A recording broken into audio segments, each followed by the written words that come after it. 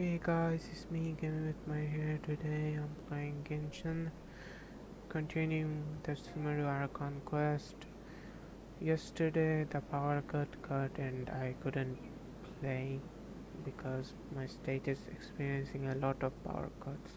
It's very annoying. So my power is back on now. Like it was on for the entire day, it didn't go out. I don't know, I think it's fixed probably or not, I don't know, but I hope it doesn't go out again because these power cuts are very annoying. So sit back and enjoy the gameplay, and I'll try to talk as much as I can. What we fought just now was probably the aftermath of the sandstorm, so we should be safe for the time being. Well fought, everyone. No injuries, I hope. Huh? Who are you? My apologies. I haven't had a chance to greet you yet. I had my hands full taking care of the village's elderly and children. I am the chief of Aru village. Everyone usually calls me Uncle Anpu.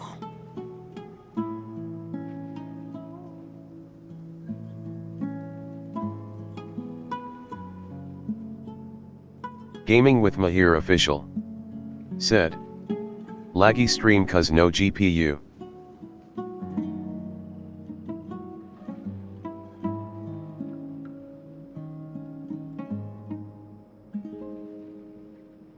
Gaming with Mahir official. Said. I will be replying to chat with Mike but it may be late cause of stream delay.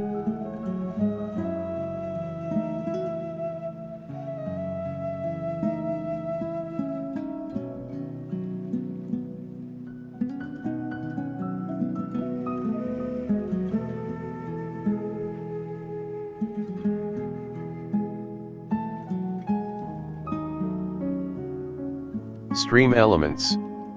Said. Stream Elements bot running robot face. Sir, I am also originally from the desert, but I have not been back for some time now. May I ask if such sandstorms are common? I can't say they've always been common, but recently the storms have become increasingly severe and frequent. Besides sandstorms, we also occasionally get earthquakes.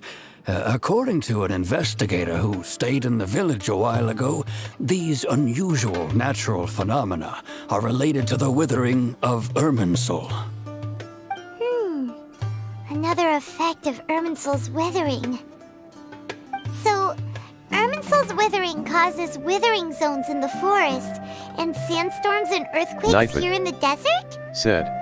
Everything Remember in the to natural sub to world Gaming is with Mahir inextricably official connected and to like the video, Irminsul. it helps me a lot. These regional symptoms can indeed be a reflection of Irminsul's present state. Everyone in Aru village needs to take good care of themselves. Speaking of which, why haven't I seen a single village keeper since I got here?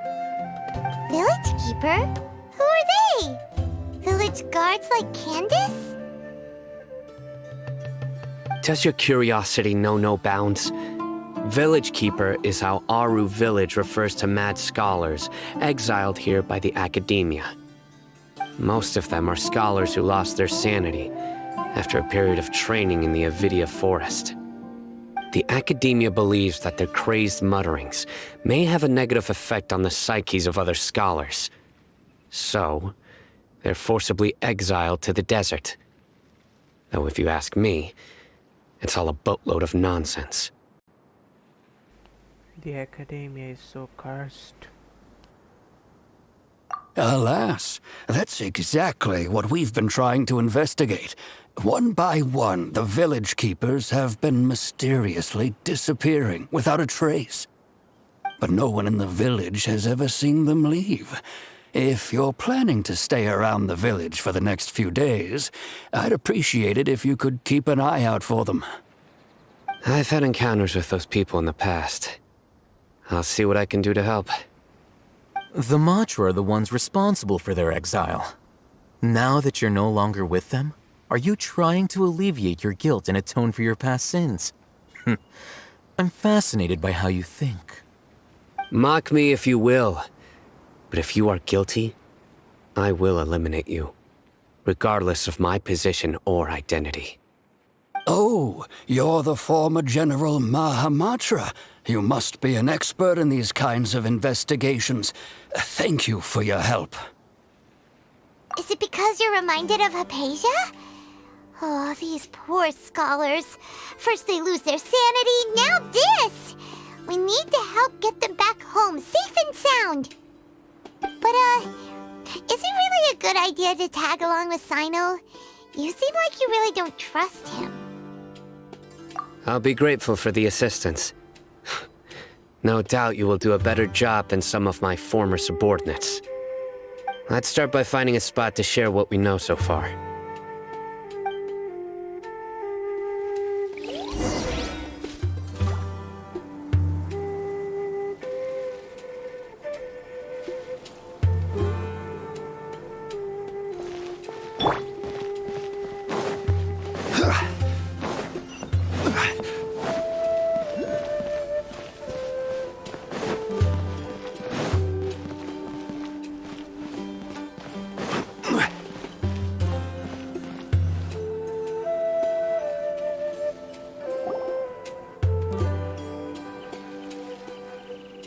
Although I've sent myself into exile, I'm still doing essentially the same things as before.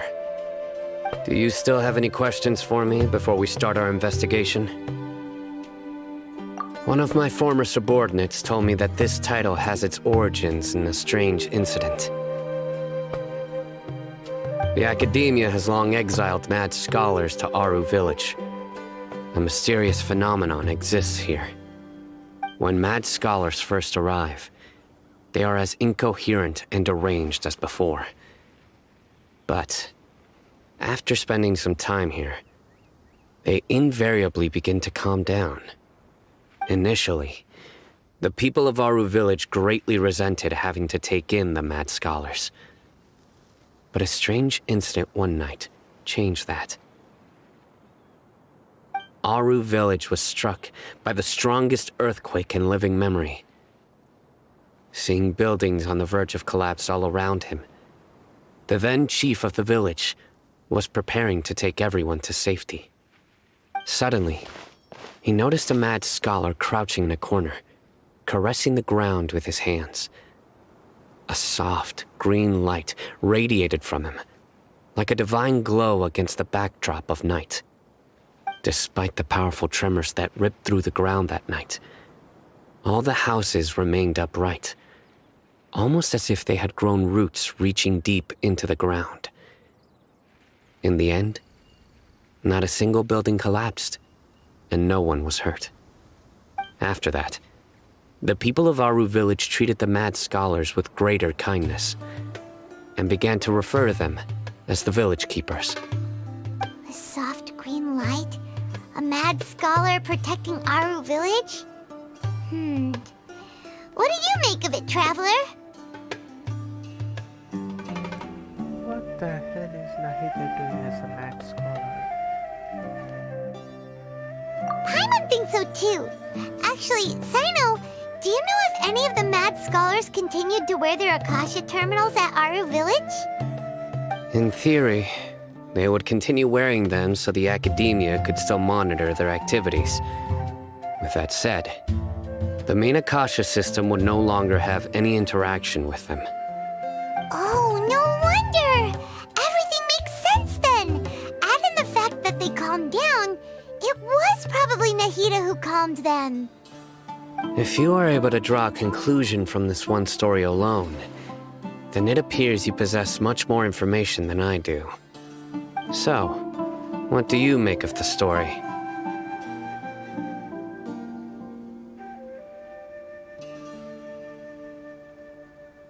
Really? Lesser Lord Kusanali. What? You don't believe us? Lesser Lord Kusanali was definitely using the Akasha to give her power to the mad answers. No, it's not so much that I don't believe you. I'm just struck by your reasoning. Lesser Lord Kusanali, the current Dendro Archon. Is she really active in Sumeru? The Academia has always placed far greater importance on the late Greater Lord Rukkhadevata. They've more or less ignored Lesser Lord Kusanali, and I've never had any reason to doubt their views. In addition, I've never heard any stories about Lesser Lord Kusanali and her deeds. To me, she might as well have been a god that never existed. No way! Nahida definitely exists! She's a... How should Paimon put it? She's a good Archon who's kind and wise. Even if she says weird stuff sometimes.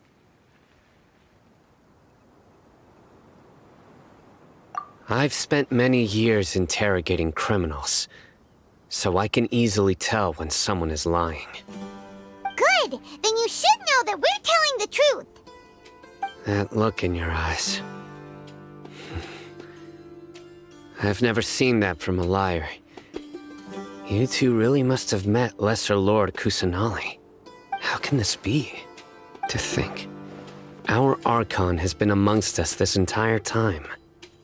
Alright, now it's our turn to put our skills to good use for this investigation. But easier said than done, especially since we don't have any leads. Maybe we can start by knocking on some doors. I hate this. Excuse me, are you here to help me find my grandpa? Huh? Your father. Who are is you? gonna make TikTok, now get lost. No one is gonna find your grandpa. By the sounds of it, a resident of this village. Now this game is gonna My make name is us Isak. hack You'll around help me for find my grandpa, right? information, the most boring part of them all. I hate when this happens, like, go ask that person for information. Like, what the hell am I gonna do with that? Is your grandpa a mad scholar? Hey, don't say that. Grandpa is just Grandpa. Why do you have to call him that? It's not like he's a bad person or anything. The person you're referring to is not a local, yet you are. Why do you call him Grandpa? Grandpa is just Grandpa. He's my family. I heard everything you said to the village chief. Please, you gotta take me with you. I want to find my grandpa. I swear I'll help. I won't be a nuisance. Ah, so you're the one who was eavesdropping on us around the village chief's house.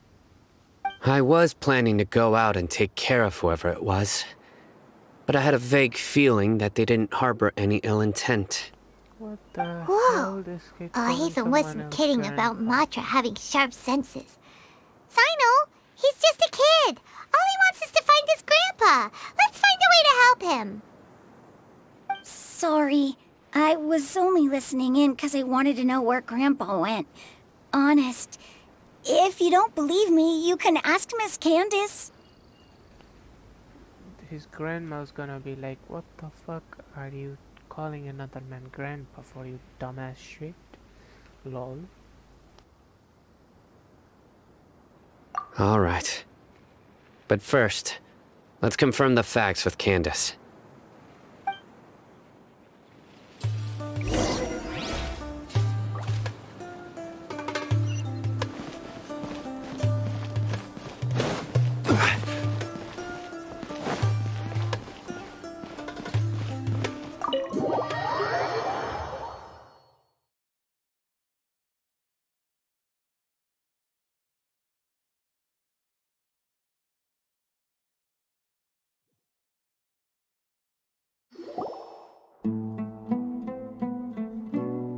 Sino is super vigilant.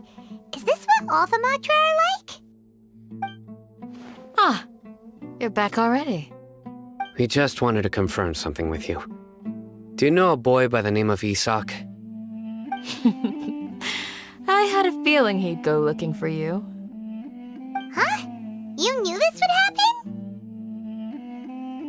Yes, Although he tried his best to stay hidden, I still noticed him eavesdropping outside the window. He really wants to get his grandfather back. Isak's parents were both Aramite mercenaries who rarely returned to the village after finding employment in the city. He was raised by his grandfather. Unfortunately, it was only a few years before his grandpa passed away. Isak was still very young at the time, so various families in the village took turns caring for him so he could survive. Later, an elderly mad scholar arrived at the village. Isak thought the scholar bore a striking resemblance to his grandfather, and thus often spied on the man. However, the scholar was unkempt in appearance and incoherent in speech. Although Isak referred to the man as his grandpa, he was afraid and didn't dare to approach him. One summer night, the oft mumbling and bumbling grandpa suddenly calmed down and seemed to become more lucid. He even noticed Isak hiding in the distance. So Grandpa walked up to Isak and patted him on the head. He even took Isak to the entrance of the village, where he patiently taught the boy the names of the stars and accompanied Isak until he fell asleep. The next morning, Isak woke up and wanted to go find his grandpa again, only to realize his grandpa no longer recognized him. However, even so, Grandpa retained his calm expression. It's said that those who saw the scholar claimed he no longer appeared to be crazy, but appeared to be living in his own world, almost as if he were sleepwalking. Isak was thrilled that his grandpa was able to find peace and would follow him all the time, asking him things like, "Grandpa, want me to take you somewhere fun?" Or, "Grandpa, could you tell me stories about the stars again?" All this somehow just makes Paimon feel really sad. It seems like they both deserve so much better. Perhaps.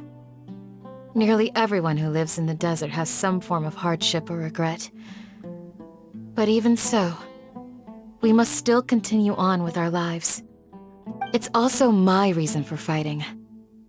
I must continue to protect this land.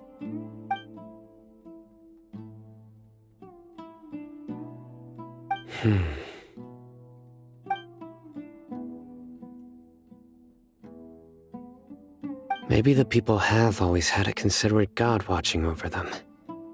Huh? What did you say, Sino? No, nothing. As long as Isak keeps his word and doesn't get in our way, we can take him along. Perhaps you are more compassionate than I gave you credit for. Please accept my thanks on Isak's behalf, Sino.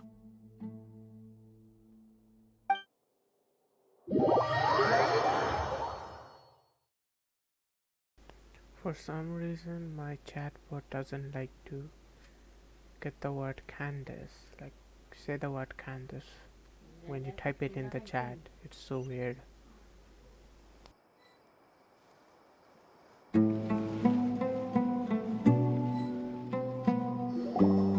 Hey, Isak! Oh, it's you guys! We've cleared everything up. Let's go find your grandpa. Really? Wow! Thank you so much! Yeah! All right. Let's ask the local residents some questions first.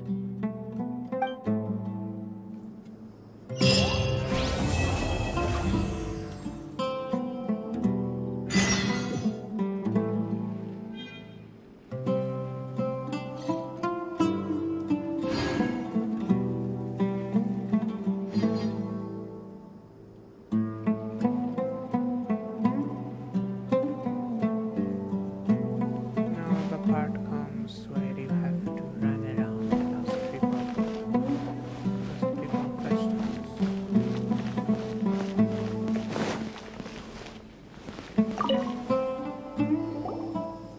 Excuse me, did you happen to see where the missing scholars went? I mean, it would make more.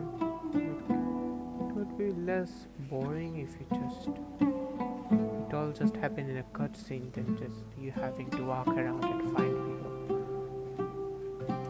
You mean the village keepers? Oh, let me think. When I was eating dinner the other day, I saw one of them by the side of the road, muttering away and eating mushrooms and tree roots. They shouldn't go around eating that kind of stuff. Okay. Did you notice anything else? Anything else? No, I think that's all I have to tell you. Sorry.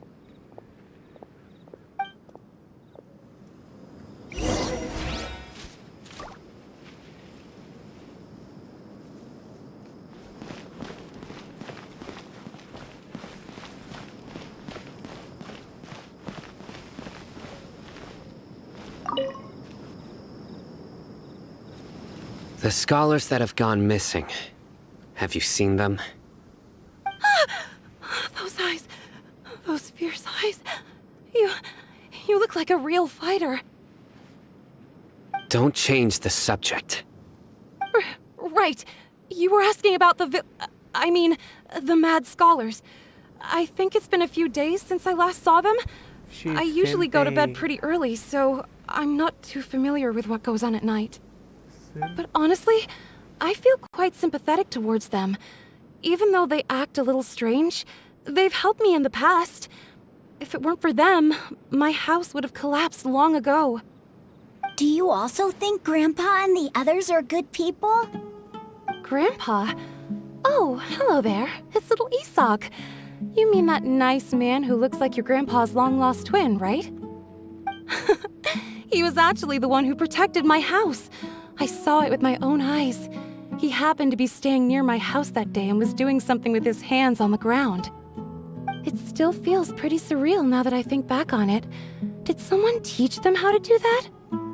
Well, whatever the case, I'll always be thankful to him and whoever taught him to look out for others. I'm pretty sure that if I ever went mad, I wouldn't be able to do anything like that.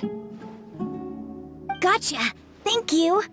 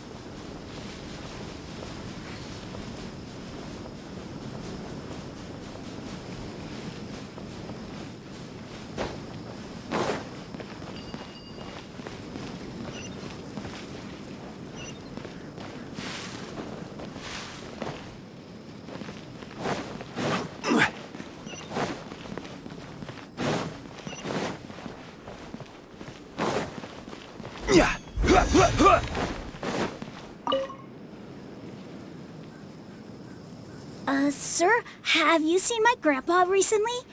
You know, the one who likes to sit and space out near the village entrance. Oh, well, if it isn't Isak. Oh, your grandpa, huh? It's been a while.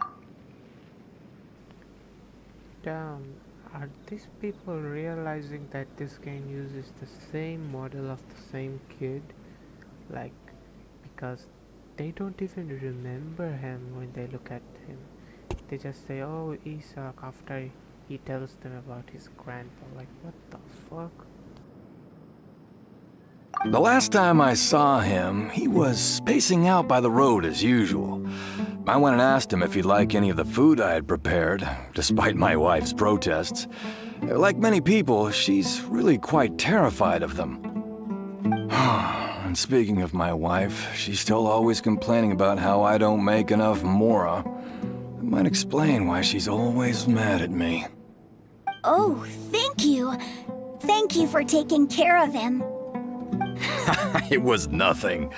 You're looking for him, right? Did he go for a walk and get lost? Yeah. That's no good. Well, Gaming with once you Mahir found official. him, come by my place Said. again and I'll cook a little something Women for hot the both of beverage. you. I've known you since you were very young. So as far as I'm concerned, you're family. Please feel free to come by anytime. Wow, what a nice guy! Okay. Thank you, sir. Huh? Don't say anything for now. Isak, stay here. Let's head over there. Stay quiet as you move.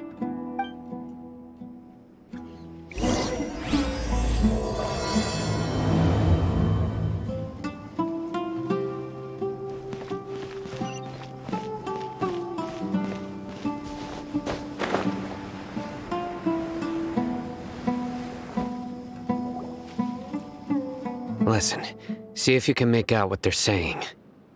Have you heard? The mighty Scarlet King, the sovereign of our faith, will soon return to this world. Yes, of course I have. The Scarlet King is the one and only true ruler of this land. I've never believed in any other gods. Still, you say he's coming back, but it sure doesn't feel like life's about to change around here anytime soon. What's your proof? Haven't you noticed? The village has been getting more deranged scholars than ever. Delavar was saying that many people also went insane just before the fall of the Scarlet King's civilization in ancient times. We don't quite know why, but it seems like there's some sort of connection between insanity and the Scarlet King. Isn't it a sign of the Scarlet King's power that all the mad scholars have disappeared? If you ask me, they must have been chosen as the final sacrifice for the Scarlet King's resurrection. Huh. Now that you say it, that does make some sense. Does this mean our lives are finally going to take a turn for the better? Exactly. Those city folks will get what's coming to them. Now, repeat everything you've just said from the very beginning. Huh? Who are you? Where did you come from? My patience is running thin. You heard what I asked.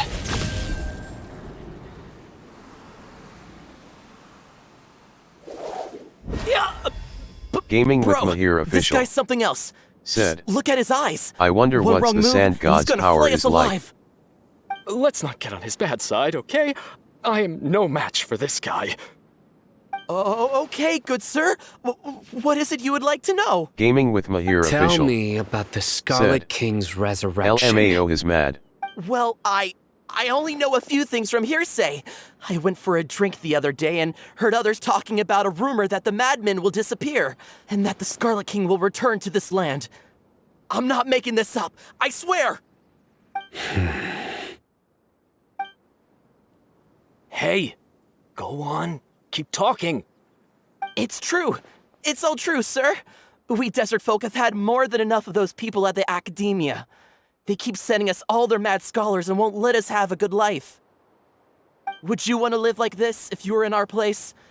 The radicals were even more thrilled than me when they heard the news. We're all praying for the Scarlet King's speedy return. Delavar also said that once the Scarlet King returns to our side, it's only a matter of time before we conquer the land on the other side of the wall. They're all willing to serve under the Scarlet King and fight for a share of the glory. You know, I think it's actually not Scarlet King and it's Scaramucci or something, whatever his name is. Raiden's child, misabused child. Yeah, him. They're making him the Scarlet King. Like, the Futui are like blinding those mercenaries from the desert, saying they're gonna resurrect the Scarlet King. Instead, they're like building Scaramucci They're building him and lying to them that they're bringing back their god. It's a very good plan.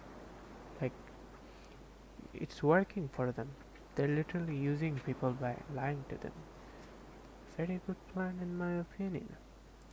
Is that so? Seems like he still wants to know more. Keep talking. Got it! At first, I told myself it was just the drink talking, but then all the mad scholars vanished without a trace, just as the rumors said. Please don't beat me up just for mentioning these rumors. If I'm guilty, then everyone else around here is also guilty. I'm just saying what the others said. The people here really like the Scarlet King, but dislike the Dendro Archon. Where is this radical person you talked about? I haven't run into him over the past few days, so he probably hasn't been around the village. What about you, man? Have you seen him at all? No, not at all. We wouldn't dare lie to you. He's really not here right now. Sounds like you're not too close with the radicals. No, of course not. All we know are their names. I have many ways to stop you from talking. Nightbot said, and many others please to join my stop you from Discord sending server, warning messages. https://discord.gg/jpffsxdmka. And hope I don't hear of you trying to contact anybody. Don't do anything until I've gotten to the bottom of this. Try something foolish, and even Candace won't be able to protect you. Yes, got it. We'll do just as you say. Sino is trying to be Agent 47. That scared Paimon half to death. Sino is pretty terrifying. Well, that was a crap thing to say. Agent 47 ain't like that. Sorry about that. Lol. He didn't try to reassure us at all. It's like he's used to hearing that. Oh, Paimon bets lots of people have told him that before. Well, if Nightbot we were enemies, said, he would have been remember dead by to now. sub to Gaming with Mahir Official and like the video, it helps me a lot. I heard that. He Sorry. would have been dead. It's part of being a Matra. The rumor we heard just now seems like a strong lead. But we need to check a few more places.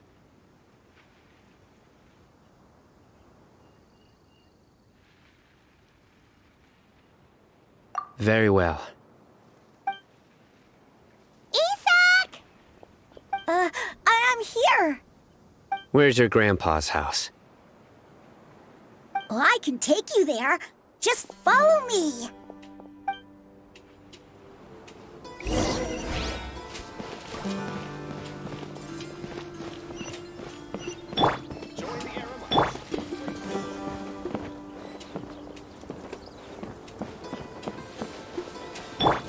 Grandpa?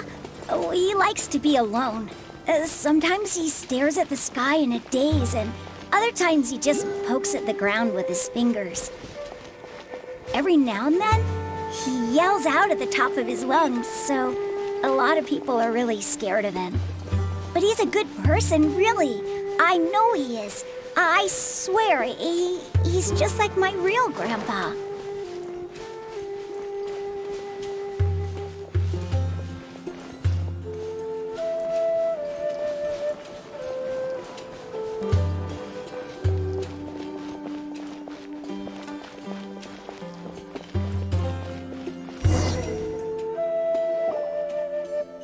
This is where Grandpa usually stays. There sure isn't much here.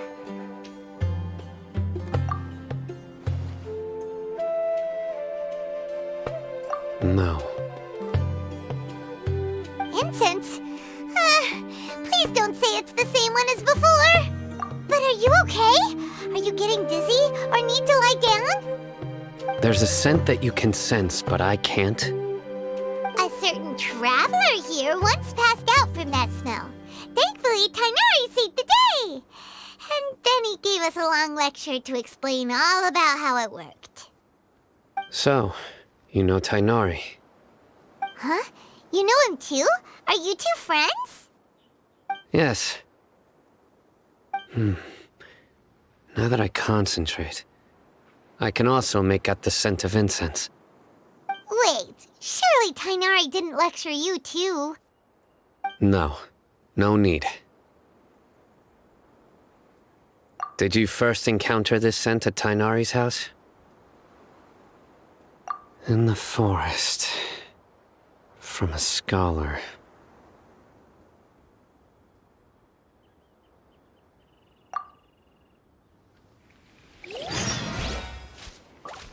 Fine, go!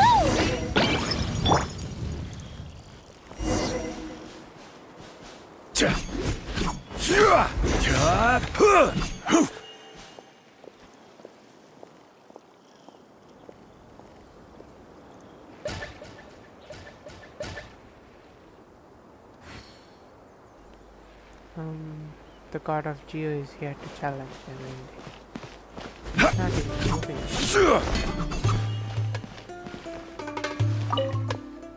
Whatever.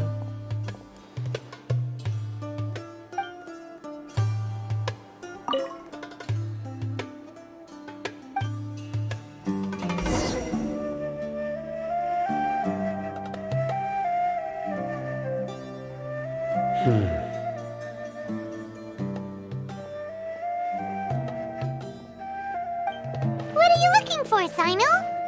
Here it is. Take a look right here. Paimon doesn't see anything. Although the traces have been completely buried in the sand, there are footprints here. From the size and shape, they belong to an adult male. This pattern is a common one from this area. Local shoes. This was probably someone from the village. The scent is quite faint, but still extant. The footprints head in the direction of the door. But who would come looking for Grandpa? He doesn't have any friends. We'd have to ask whoever lured him away with the incense. Huh? So you can lure someone away with just a scent? Hey! What's wrong with liking good food? Everyone's got something they love in life. Exactly. Most scholars are fond of incense, since the smell supposedly helps them clear their minds and discover new knowledge. Even deep within the clutches of madness, they still yearn for their knowledge-seeking days, and will follow the scent whenever it presents itself. Paimon, the primordial one. She's like a food-hungry kid after losing her after losing her powers. Like, the hell? Lol. She's just enjoying all of Traveler's money. No, Grandpa. So, someone's taking advantage of their weakness? Huh. Still, why would anyone want to abduct all the scholars? Ignore my broken English, lol.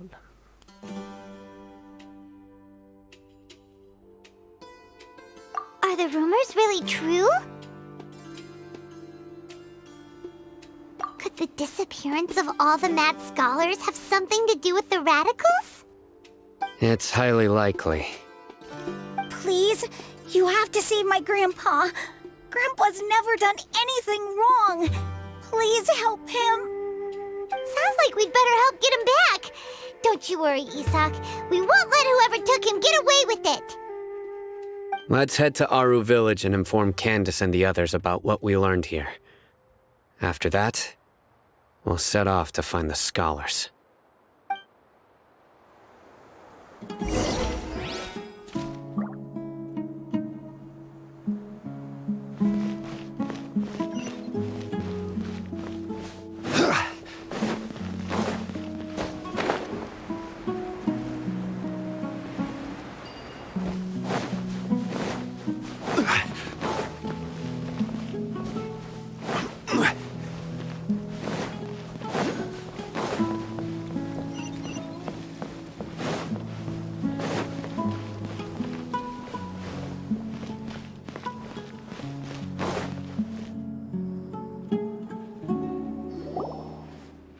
right.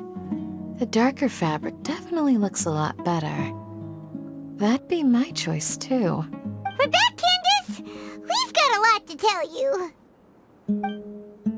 Ah, welcome back.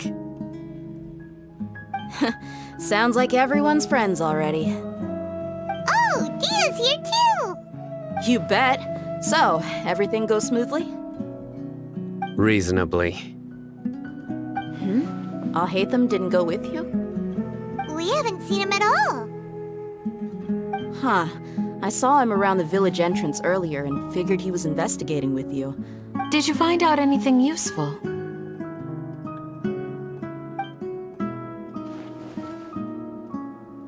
I see. So someone used a kind of incense to lead the exiled scholars away from the village.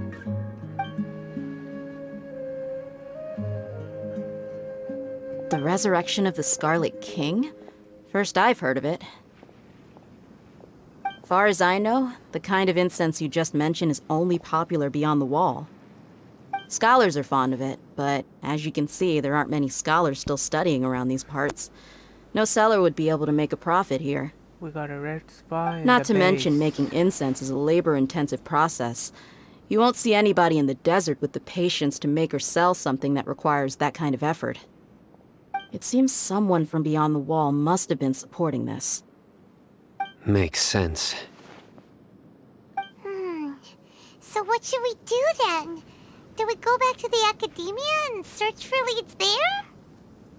If it was any other day, that would be your next Gaming logical with step. Mahir official. But today, you've got Said, me on your team. A so red you get spy an extra is in the tip. base LOL. Didn't you say that the villager got his news from the tavern? Well, I also like to drink at the tavern, so I know a thing or two about these radicals he mentioned.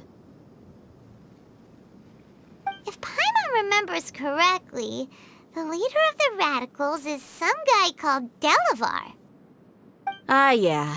Delavar, the scar-riddled bandit, Engur, the wide-eyed butcher, and Jabari, the duck-tailed bearded crook.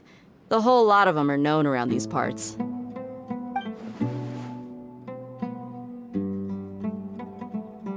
These guys have one thing in common, and that's being broke. The rougher life gets, the more they want to believe in the Scarlet King. Way they see it, the Scarlet King's resurrection is their only chance at overthrowing the academia. Throwing all of Sumeru into chaos is the only way to change the way of life here in the desert. Anyway, that's my guess why they've chosen to become radicals. Tia! You're amazing! You really know this place inside and out!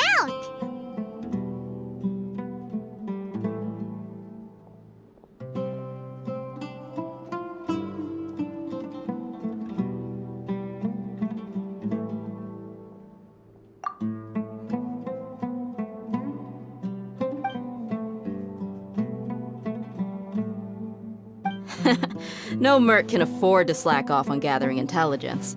Every mora I've spent in the tavern has been a valuable investment. Let's head out. Now hold on, you're staying right here, Sino. Why? Aru Village is not a big place. Outsiders stand out here like a sore thumb. I'd bet word about you has already gotten out. The desert is unforgiving, so the way of life here is also a lot tougher than on the outside of the wall. You survive on making connections out here. Compared to you, mercs like me are just third-rate amateurs. I've got no actual fighting skills to speak of. But that also makes it a whole lot easier for me to gain the locals' trust. I need to go around and ask some questions, but it'll be difficult if you're with me. Fine. Good. Then we've got a plan. The Traveler and Paimon will go to Caravan Rebot with me, and we'll try our best to figure out where the mad scholars have been taken. Sino, you'll have to stay in the village and continue investigating on your own. All right, sounds like a plan.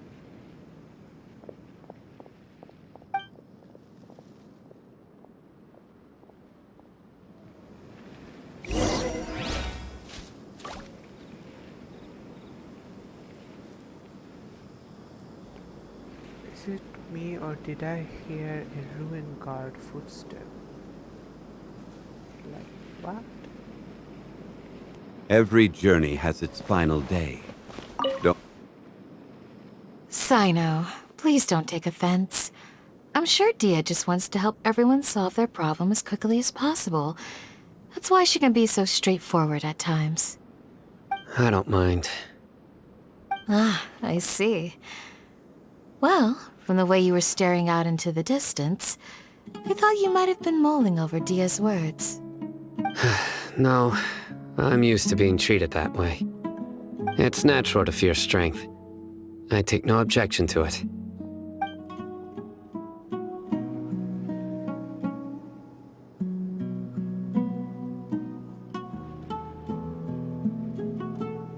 Gaming with Mahir official.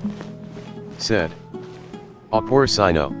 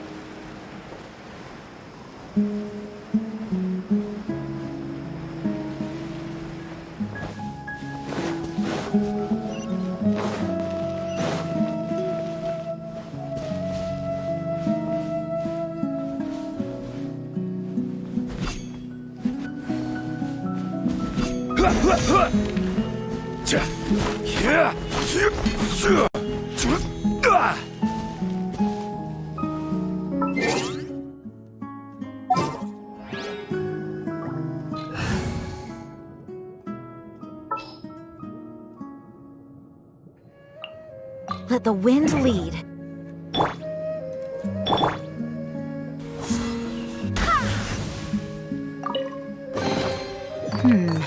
Things are going a little too smoothly today.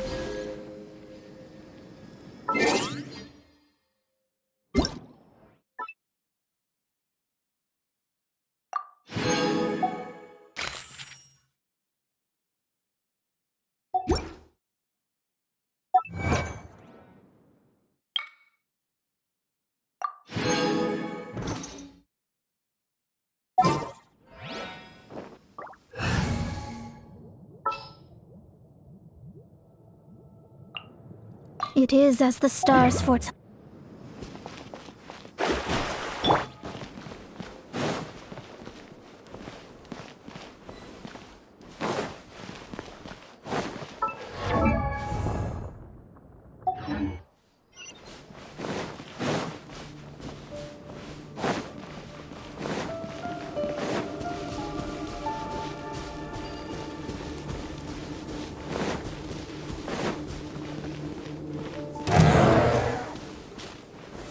Solidify! Let me scry! Illusion shattered!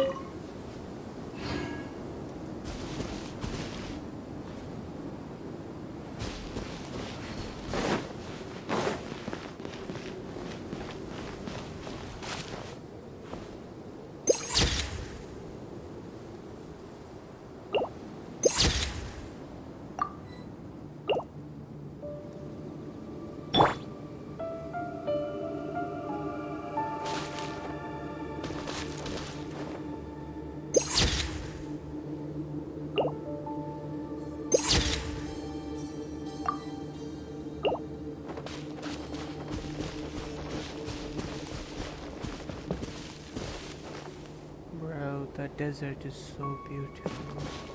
The music, top notch.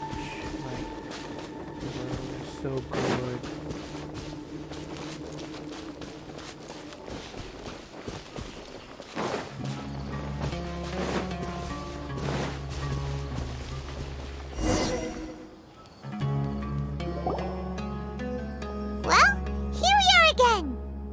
Sounds like you're starting to get familiar with the area.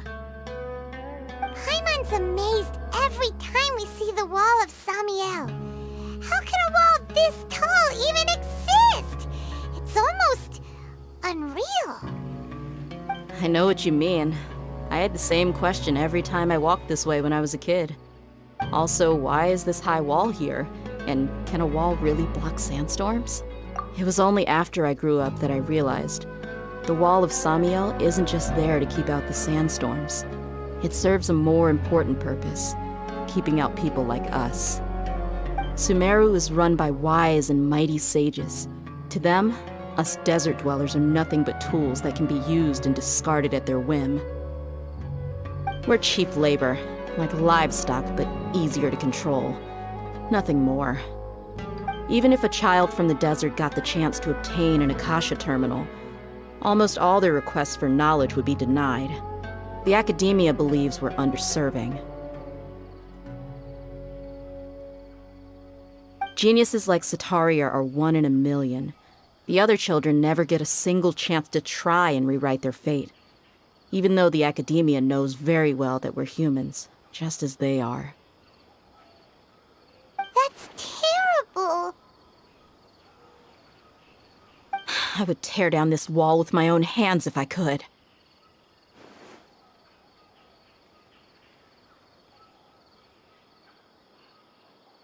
Hey, Dia. You're not thinking about doing anything scary, are you? No, not at all. This place just gets me thinking, that's all. Besides, we're here to procure information, aren't we? Yep, we gotta catch those... Shh. Caravan Rebot is crawling with people, so be careful what you say. We don't want anyone to find out what we're here for. Our mission started the moment we arrived here. Let's go check out the tavern. Maybe we'll find someone I know.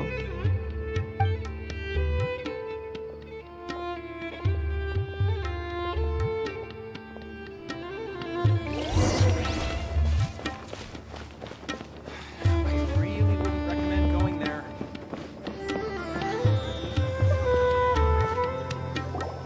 Just our luck.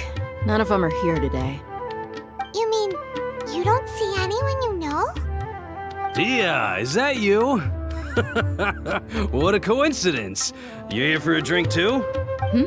Zaki. Finally, a friendly face.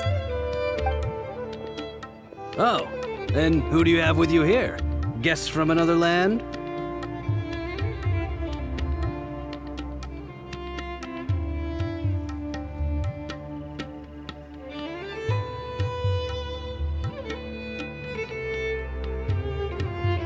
Hello, hello. I'm Zaki.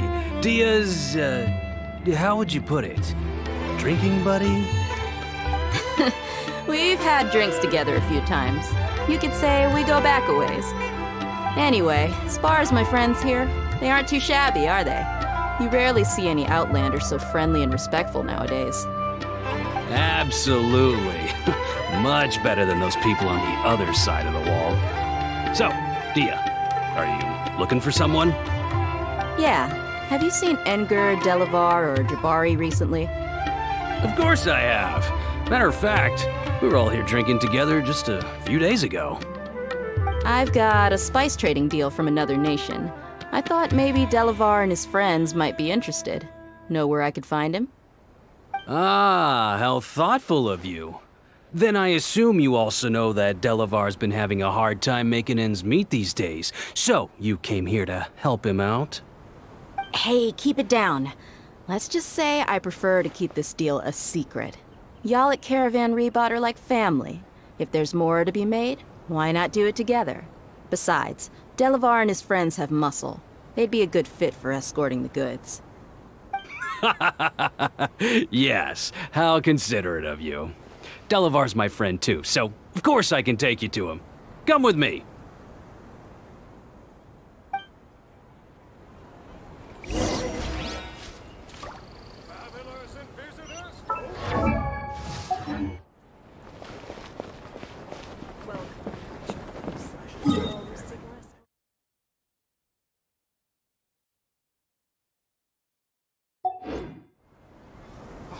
What? So he's not at the hotel today?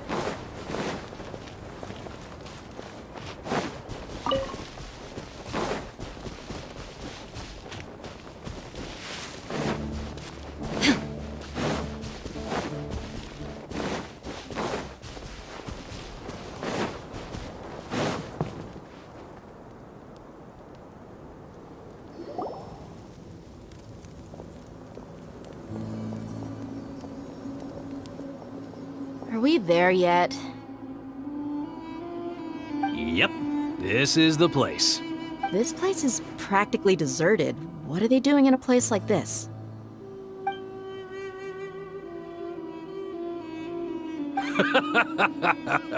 Why don't you take a guess?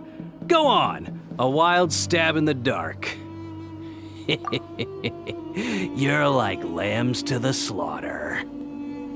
Oh wow, another betrayal. Too bad he's fighting against 2 archons and 1 pyro archon. Rest in peace to the loser, eh?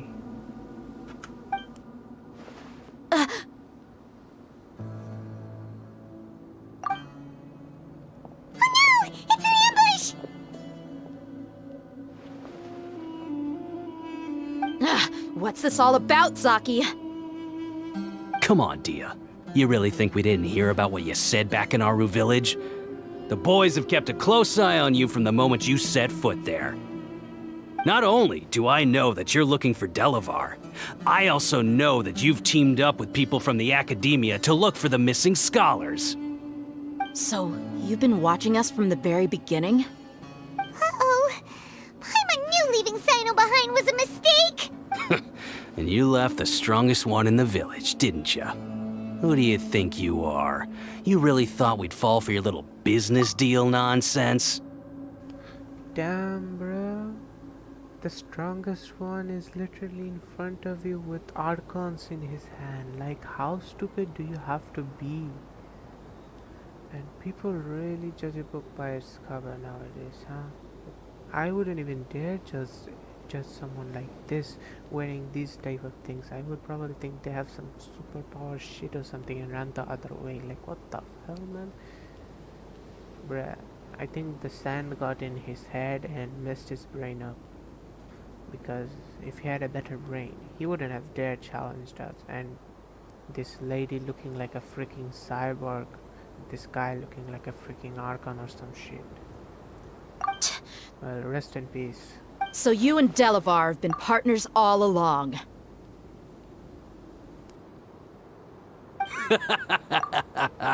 Dia, I guess it's only natural for a traveling mercenary like you to be out of the loop. Those of us who hang around the tavern have stronger bonds than you think. But you got one thing right. We're all looking forward to an uprising in Sumeru. There's nothing more we'd like to see than the desert folk overthrowing the Academia. If that's the case, then I'm sure Delavar wouldn't miss a second of it. I'll be honest with you, if it weren't for what you said in the village, your little monologue about the Wall of Samiel would have convinced me that you're one of us. Delavar. And Enger, you're here too, huh?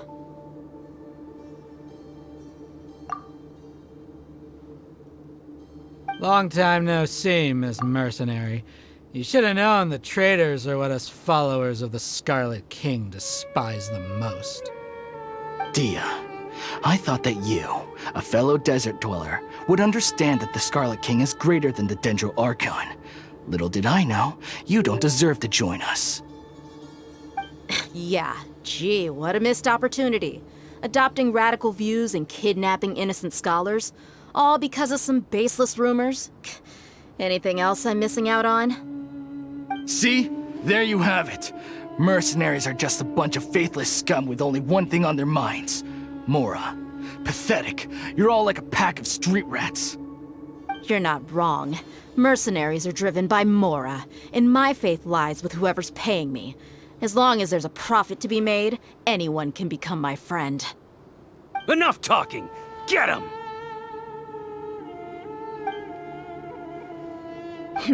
Just as I expected. Let's teach him a lesson, traveler.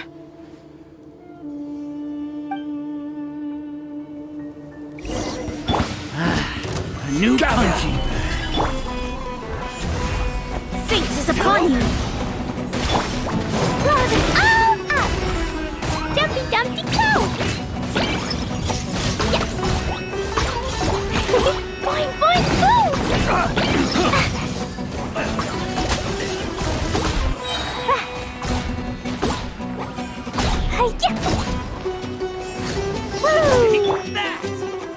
Stabilize!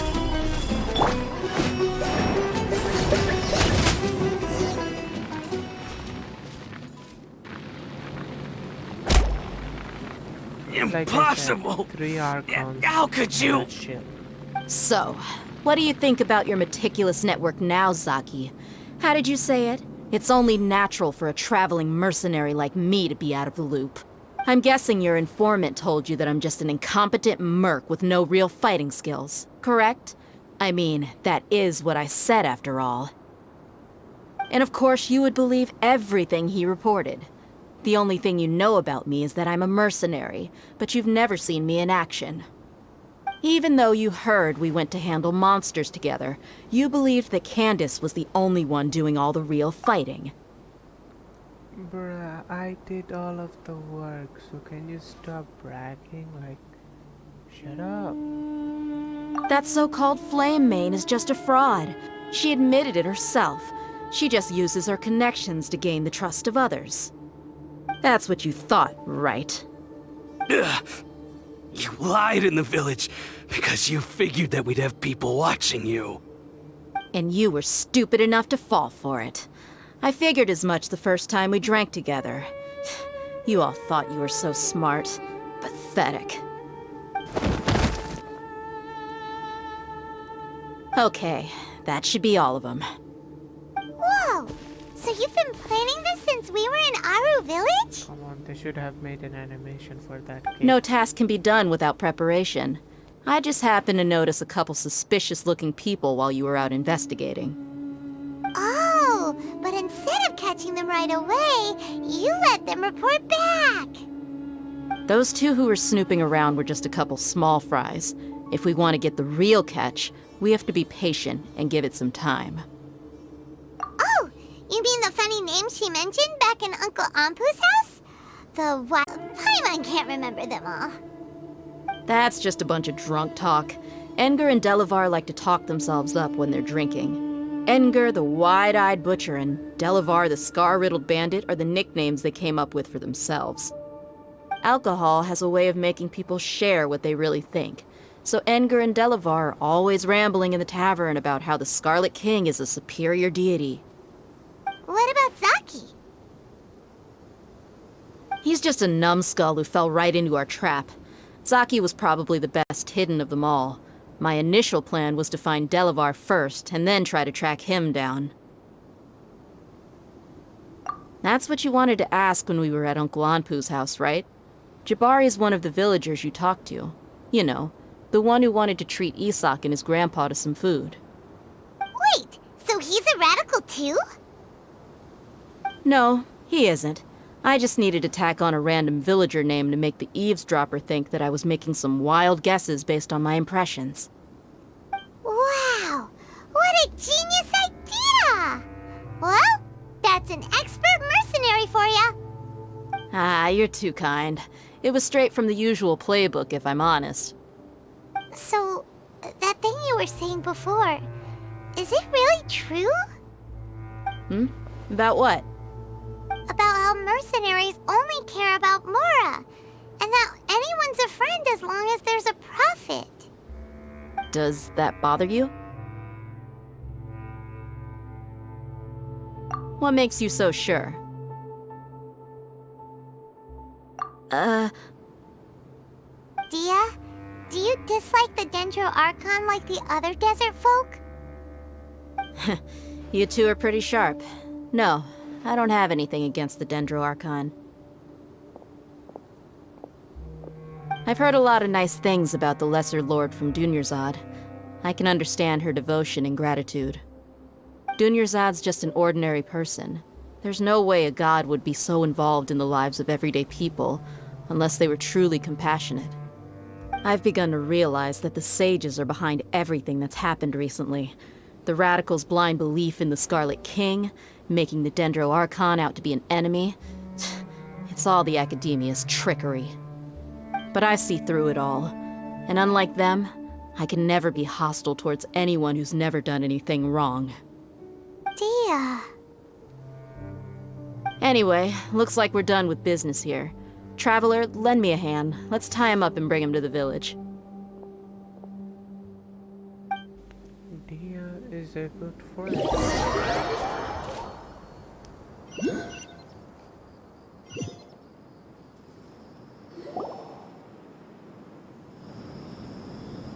This should be all of them. I'll let you take it from here. All right. I'll be in touch. Until then, please stand by. Candace, do you need any help? Candace will be okay on her own. I trust her, so you can too. She's been guarding Aru Village for quite some time now. If anyone is qualified to question the offenders, it's her. While I'm questioning them, why don't you pass some time by exploring the area? I'll meet you back here tomorrow morning, Traveler. As for these idiots, let's just hope they live to see another day.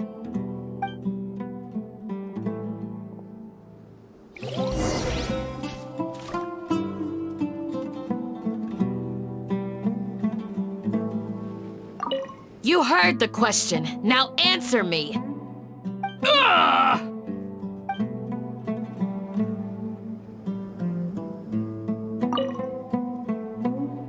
Candace is an expert at dealing with people like this. All we have to do is wait for her word.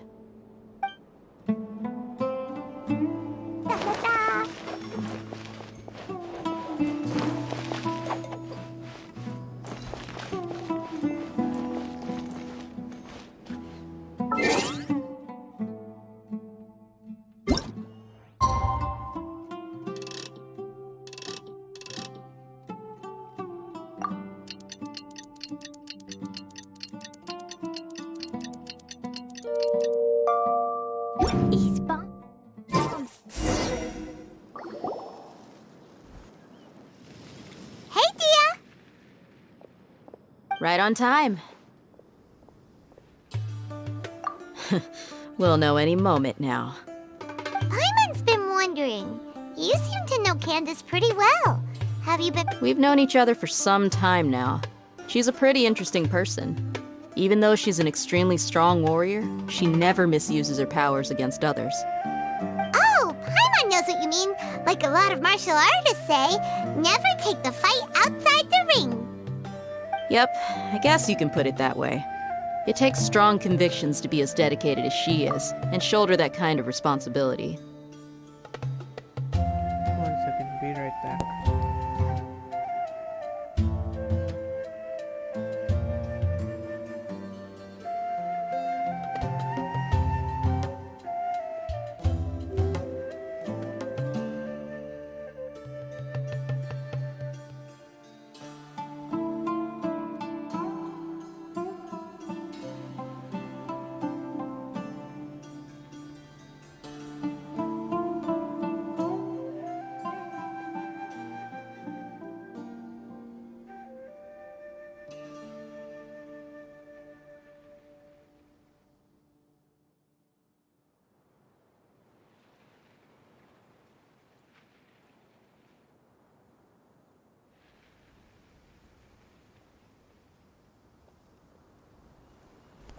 Mic test, 1 2 3 4.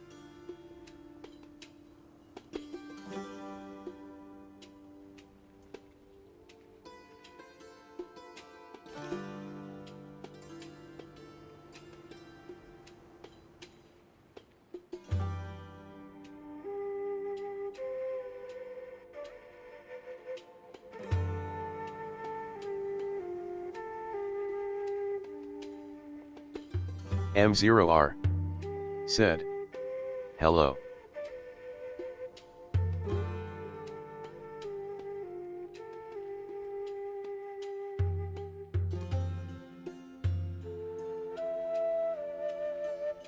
Gaming with Mahir official said, "Hey."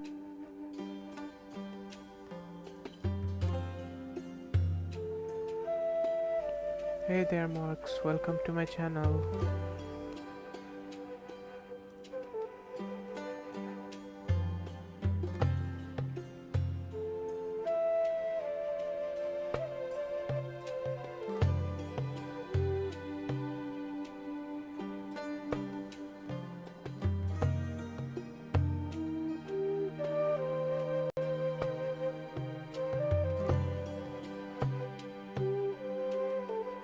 Us mercs, on the other hand, we pretty much live from one day to the next. Well, Paimon thinks you're great too. Really? Thanks for that.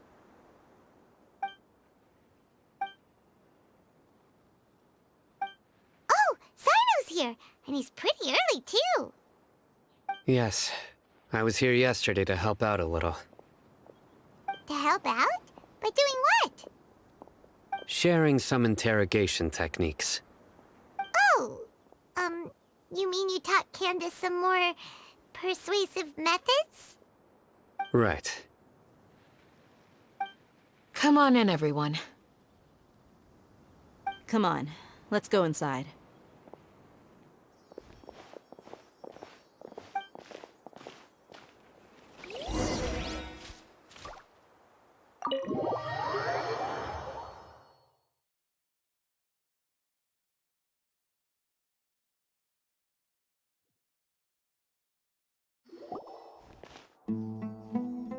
Candace, where?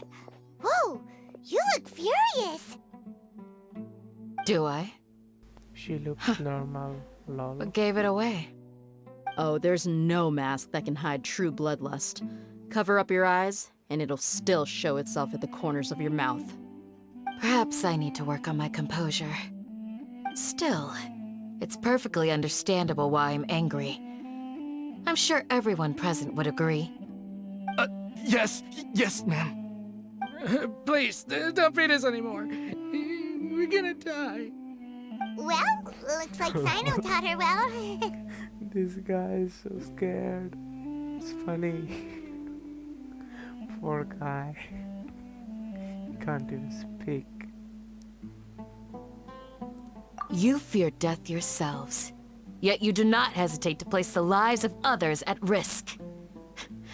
The absurdity is mind-boggling. I think she The should ones you just call cut the mad legs scholars are known to us as the Village Keepers.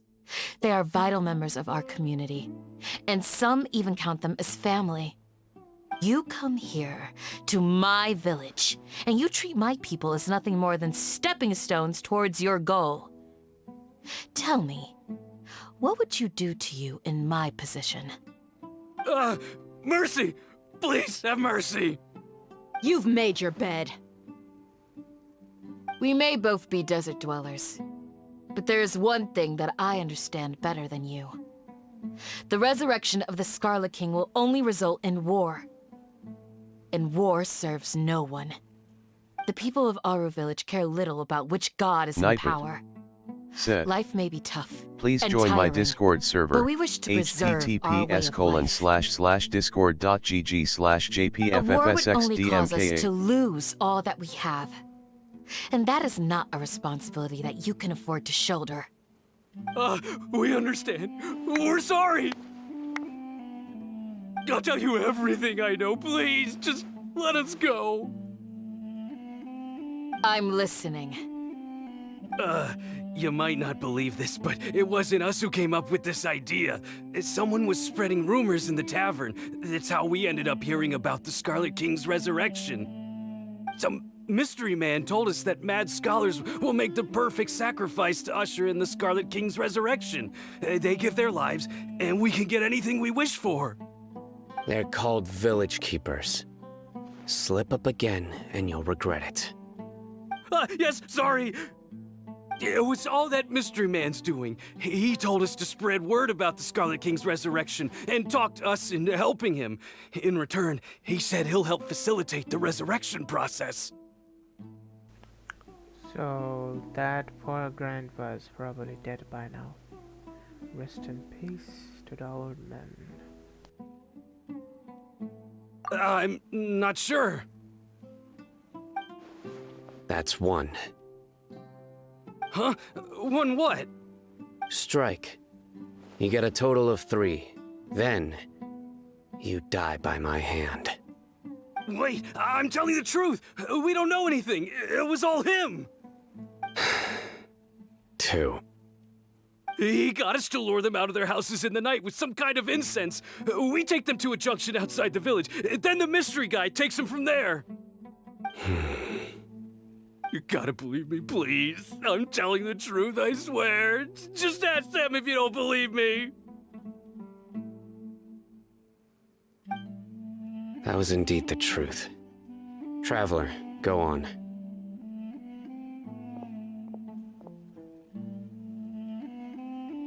You have to believe me. If I knew that, I would have told you his name right away. I'm not risking another beating to keep his secrets. No way. That guy, he wears a cloak, and he's always careful to cover his face. He calls himself the Scarlet King's envoy. I believe I may know what's going on. Uncle Anpu? What do you mean?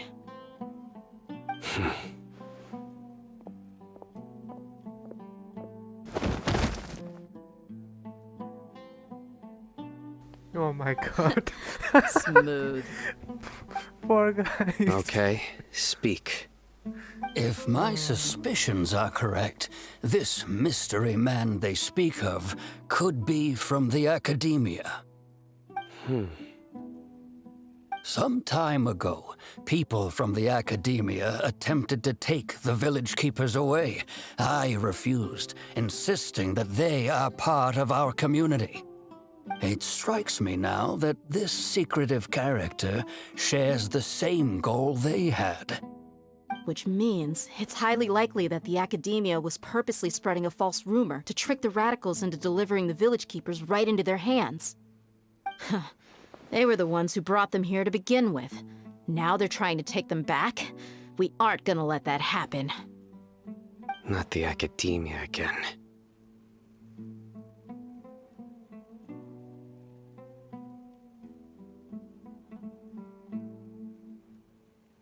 Just as I thought. But what could they want with the village keepers? People are nothing but tools in the eyes of the Academia. A change in their plans likely means they found another way to exploit the scholars.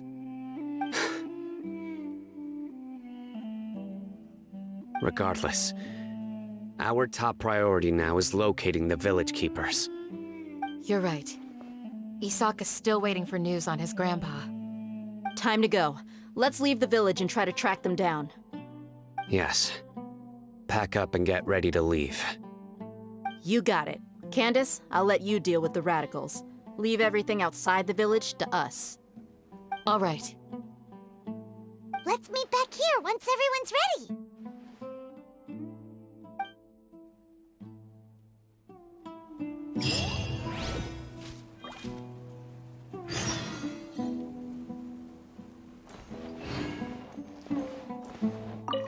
You look worried. Thinking about... Yes. I'd look for them myself if I could. As members of our village, each one of them is very important to me. You have a strong sense of belonging here. I guess I'm the opposite. Mercs are stray dogs, wherever they go. Dia, don't say that. You can be a part of this community too. Thanks. I'll let you know when I feel like joining.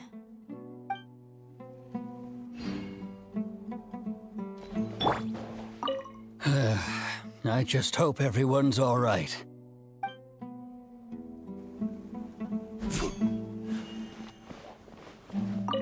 What scheme is the Academia brewing now?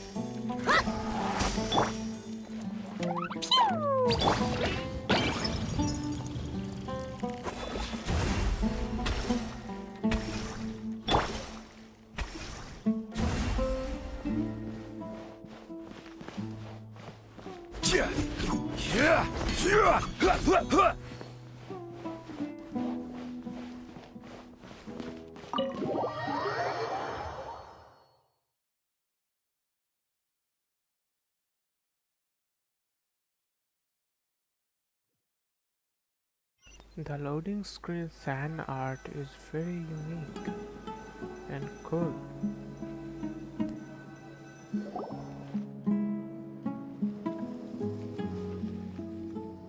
Let's get some food in us and then we'll... Whoa! Where did you come from? Well, as you can see, I am merely sitting here and reviewing what we have deduced thus far. I'll hate him, the guy who stole more girls than BTS in their entire career. That is literally a fact. Take it or leave it. And at least he's talented and not gay like BTS, if you know what I mean. You were gone for ages, and now you're suddenly sitting here musing to yourself? Where have you been anyway?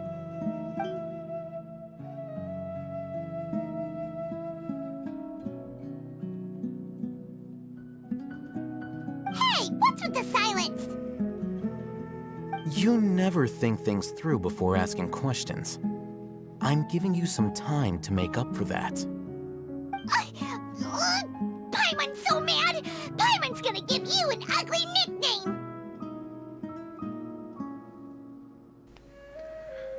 POV, you're the primordial one, and a normal human pisses you off.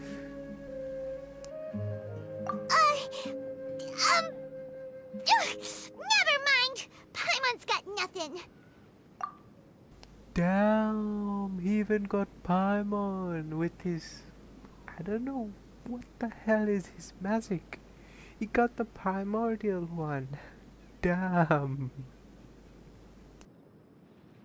There's just nothing super obvious to pick with this guy. It makes it so hard. I guess you can call him a raccoon or sneaky guy or whatever, I guess. I don't know. Well, you've heard nothing to suggest I left this whole time, so clearly I stayed in the village to investigate. Anyway, you plan to leave Aru Village and keep searching for the truth of this matter, yes? Yep. We're not gonna find out anything more by staying here, so we thought that we might as well take the search elsewhere.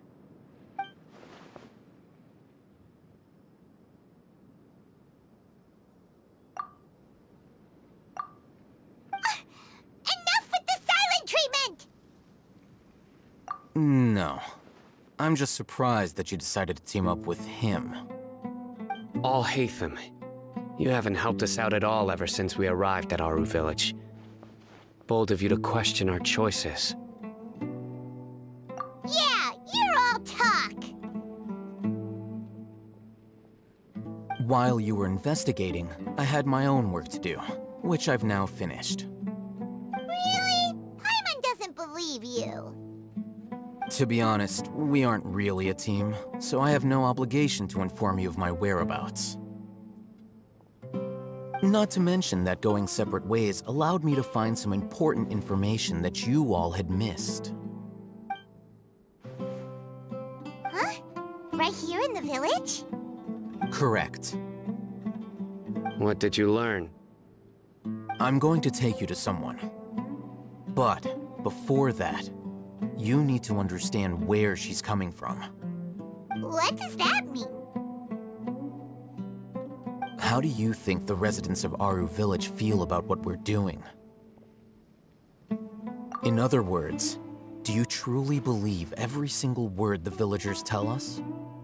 You mean some of them lied to us? Hiding the truth does not necessarily equate to lying. Again, these people have their reasons. Remember what Gandis said? Most people in Aru Village don't necessarily care which deity is in charge of Sumeru. That's because whether the Scarlet King or the Dendro Archon has power is of little significance to them.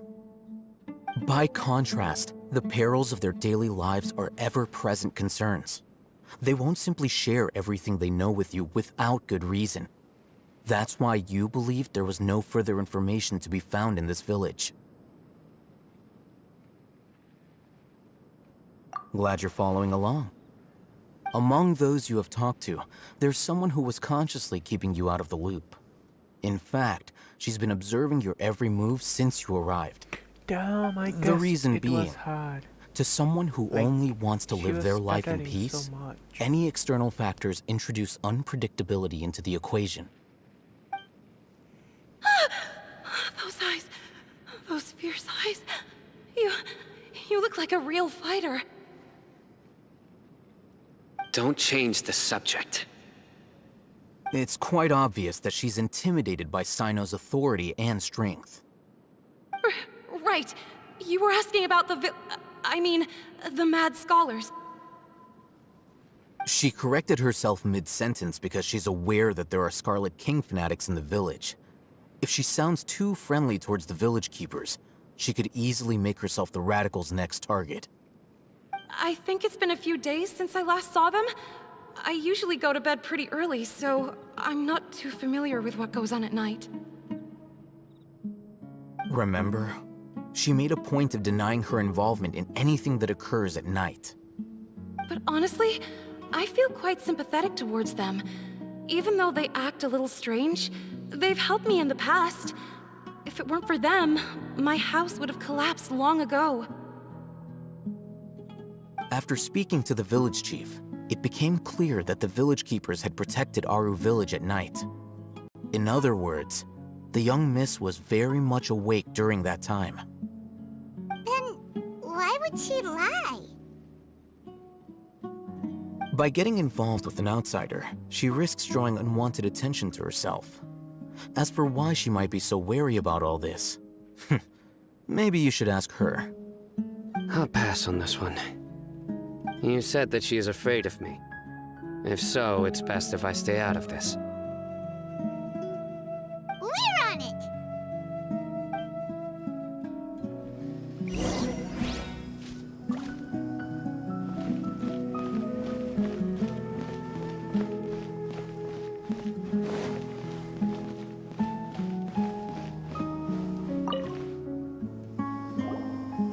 Miss Shawnee, as we discussed earlier, I've brought someone with me.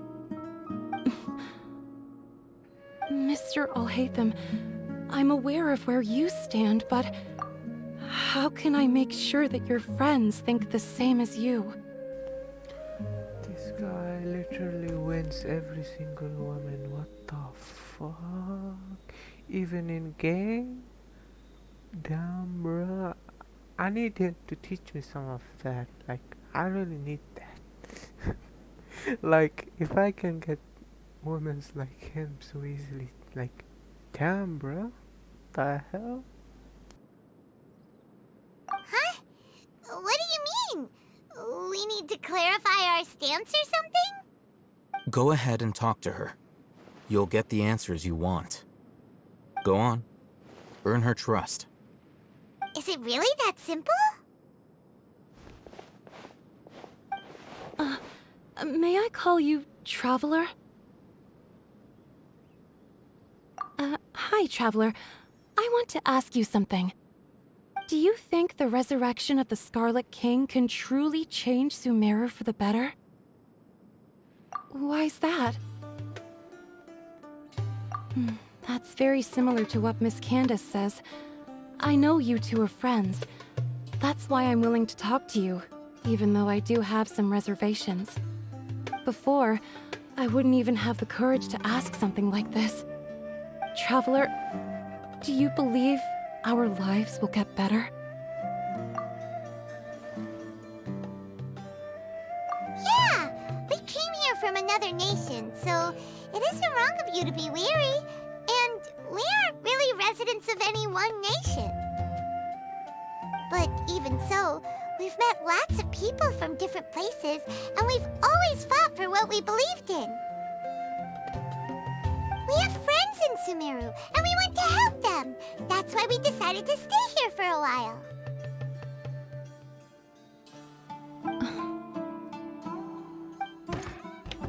I want to trust you. My apologies for posing my questions like that. To be honest, I didn't expect you to come back for more information. Hatham told us you have your reasons. It's okay. We understand. The fact is that only one side of my family is desert folk. I don't really fit in anywhere in Sumeru. Some believe in the Dendro Archon, while others believe in the Scarlet King. I don't belong to either side, and neither side would want me. Speaking of which, the Radicals mentioned that they despise traitors. Do they just think that anyone who's different from them is a traitor? Yeah. Some people can be so narrow-minded when it comes to bloodline and beliefs. It makes no difference what I say or how I behave. I'll always be suspected of having ulterior motives. Slowly, I just stopped talking to people. I pretended not to hear or see anything. All I want is to live my life in peace. And then it happened. The village keepers who had helped me disappeared with no explanation, and I didn't dare breathe a word about it to anyone. Until now.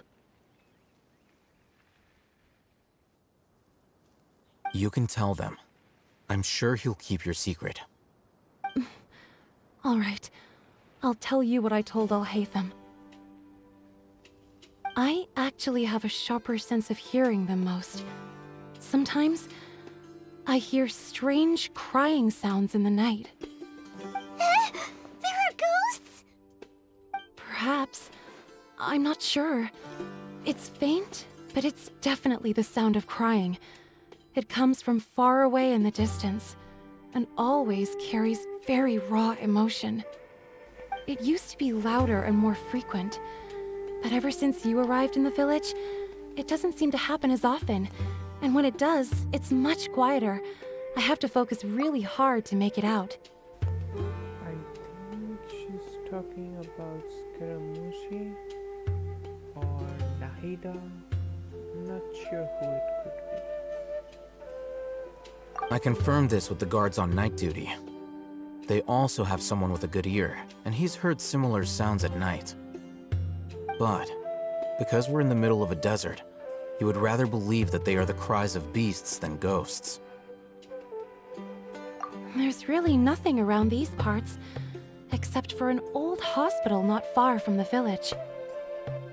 I think they used to use it for treating Elazar, but it's been abandoned for years. Yeah, let's go!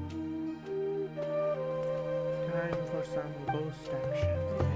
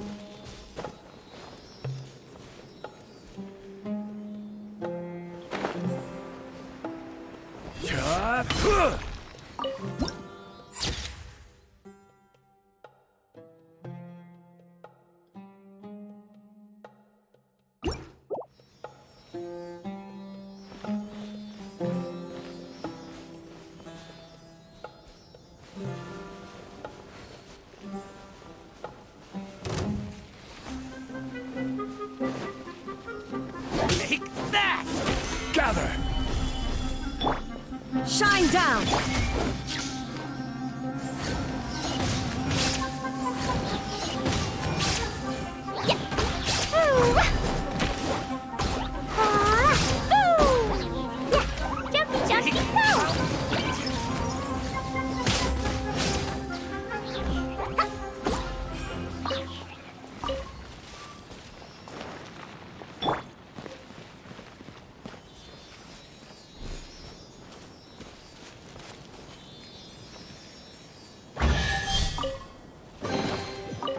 stone is another man's gem.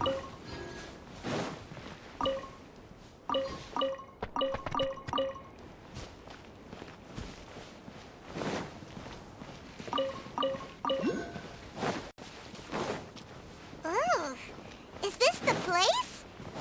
It's intense. Ah! Monsters! Watch out!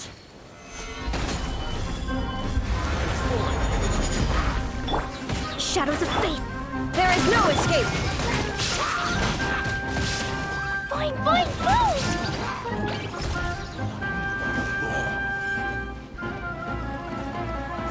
La la la! Hi-ya!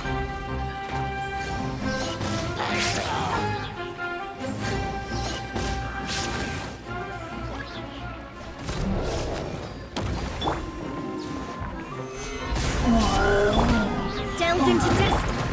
Shine down. Now you shall perish.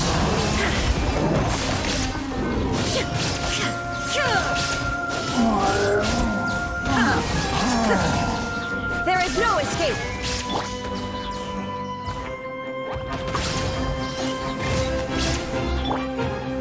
Solidify! Shadows of Fate.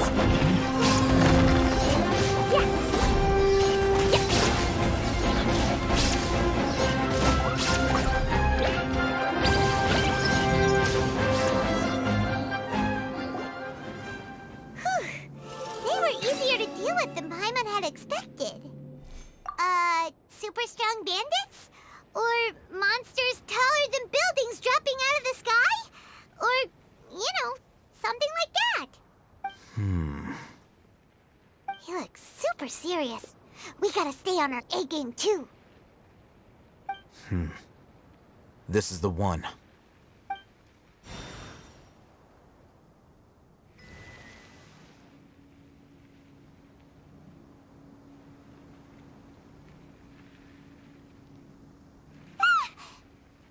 Let's go in and take a look.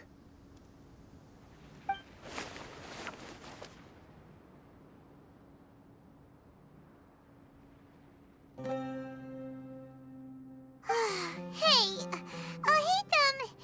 we haven't found squat. Are you sure we aren't wasting our time here? Patience.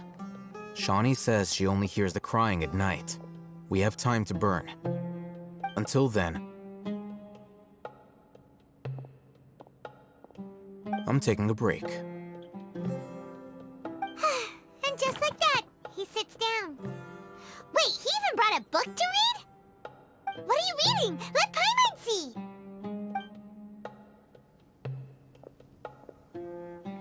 Okay, sure. Huh? The natural position, which is the positional propensity of an entity in natural motion in contrast with an object in forced motion? Huh? When free from external influences, every entity displays the tendency to follow its natural trajectory? So, you got that? Oh, Paimon gives up. You keep reading your book. See ya! What the hell is he even reading? How is he so relaxed? Look at him, reading an impossible book in a creepy place like this.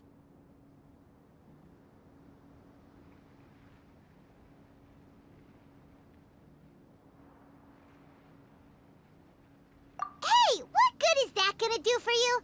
You're acting like one of those annoying grown-ups who go around nagging people to focus on their studies. Hey, what gives? Shouldn't you be the one providing for Paimon? Oh, right. Okay then. Thank you for working so hard and earning so much more. If it weren't for you, Paimon would probably still be floating around in the ocean somewhere. Thank you.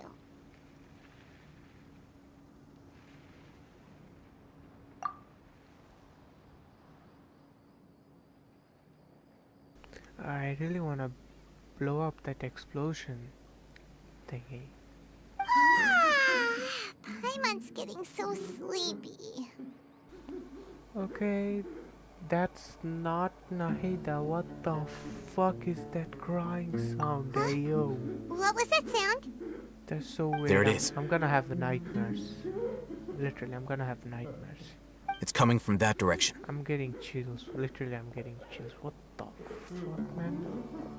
Is the sound coming from here? Huh. Paimon's not seeing anything. Hmm? It's from below. But there's no way we can get down there. Something is off about the interior here.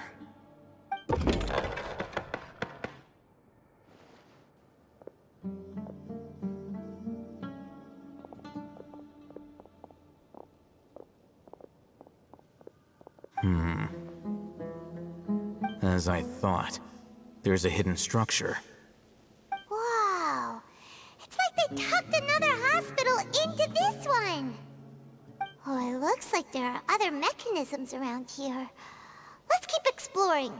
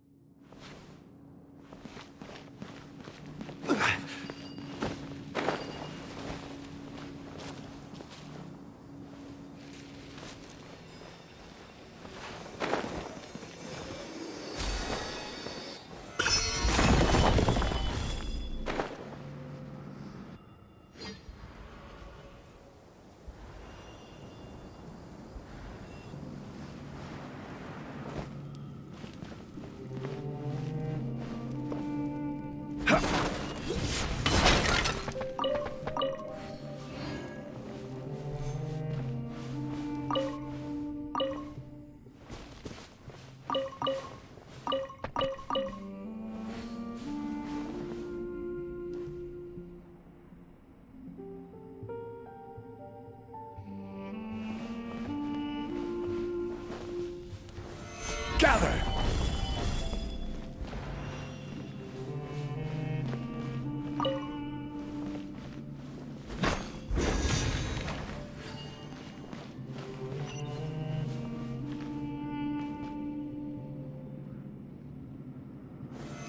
Solidify!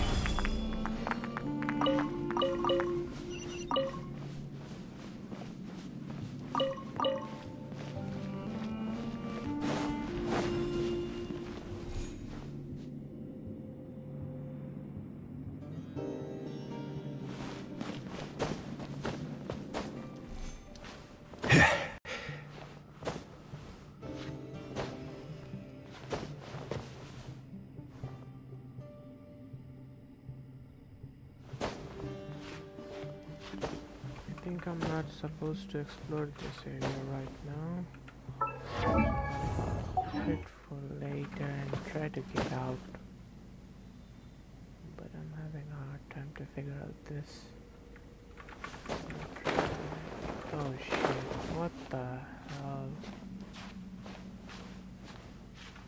Okay, I think I can make it out.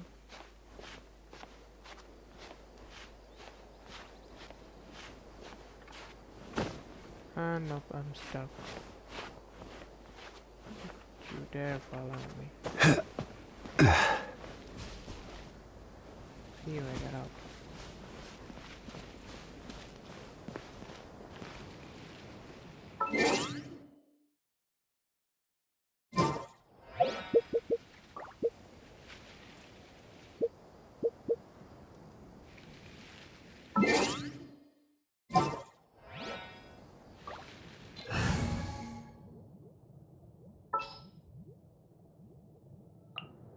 everything's ready. Let's go!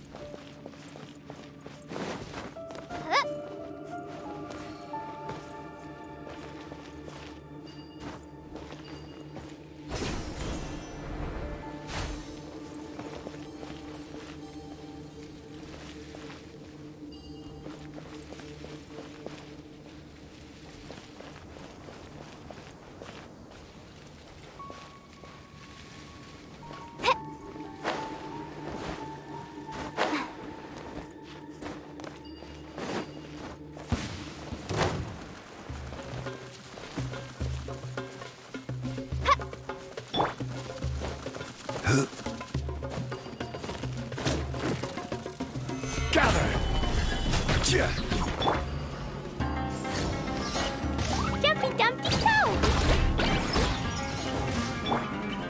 Go! Ha!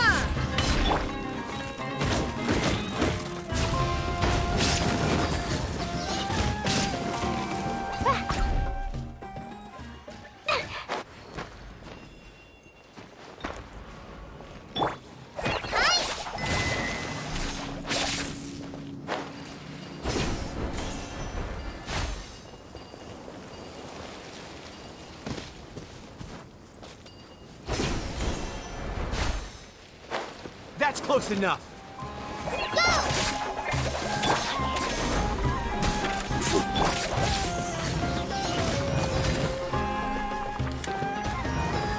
Boing, boing, boom! Jumpy Dumpty Go! Solidify!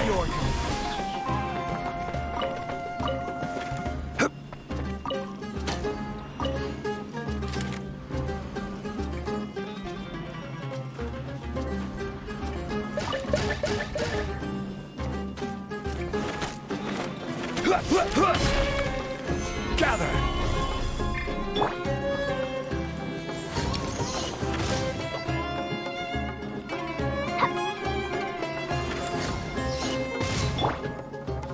Illusion shattered!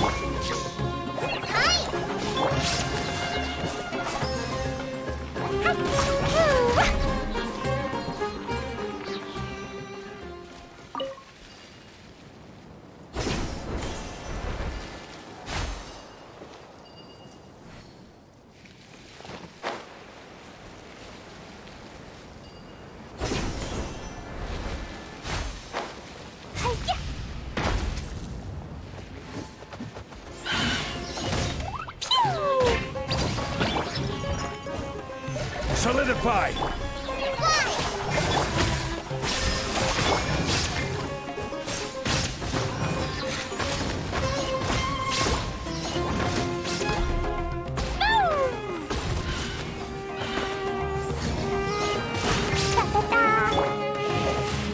I will have order!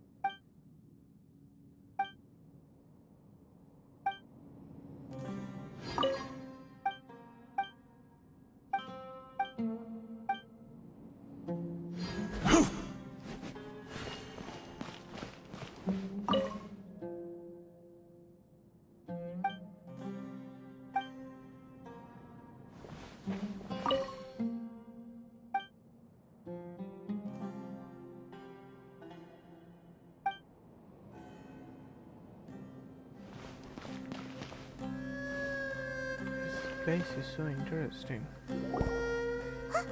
Look! There's someone over there! What the hell? This guy's been trapped here? Good idea! Let's approach him slowly without alarming Scared him. as hell. Poor guy. Wait.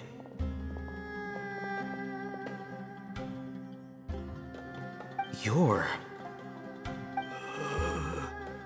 He can't speak, and his eyes are unfocused. But he looks too young to be anyone's grandfather. Also, why is he the only one here? Didn't expect to see him here. You know him? He's Razak, a senior of mine at the Academia. He's a scholar too? Is he the kind that holes up in a forest and mumbles stuff about training? No. And that's the problem. Razak was never involved in any of those things. He never trained in the forest, let alone reach Satyavada life. Leaving that question aside for the moment, him being here alone means that we might be too late. Looks like they've already taken everyone away. For whatever reason, they left Razak here. Perhaps they simply didn't have time to come back for him. There are drag marks on the ground. They're clearer by the doorway. Someone was forcefully drawing a cart that was loaded with something heavy. Loaded with people? That is one possibility. It looks like they were in a hurry, as if they were afraid of being caught. In their haste, they failed to notice Razak hiding in a corner.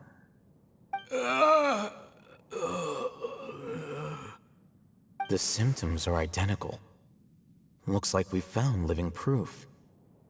Huh? Why do you say that? Allow me to jog your memory. Recall your time at Port Ormos. Don't you think his symptoms look familiar?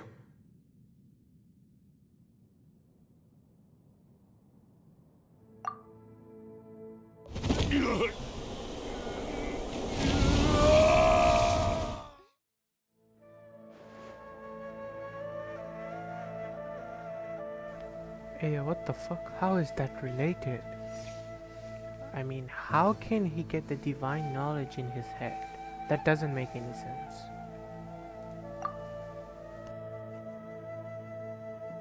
Oh!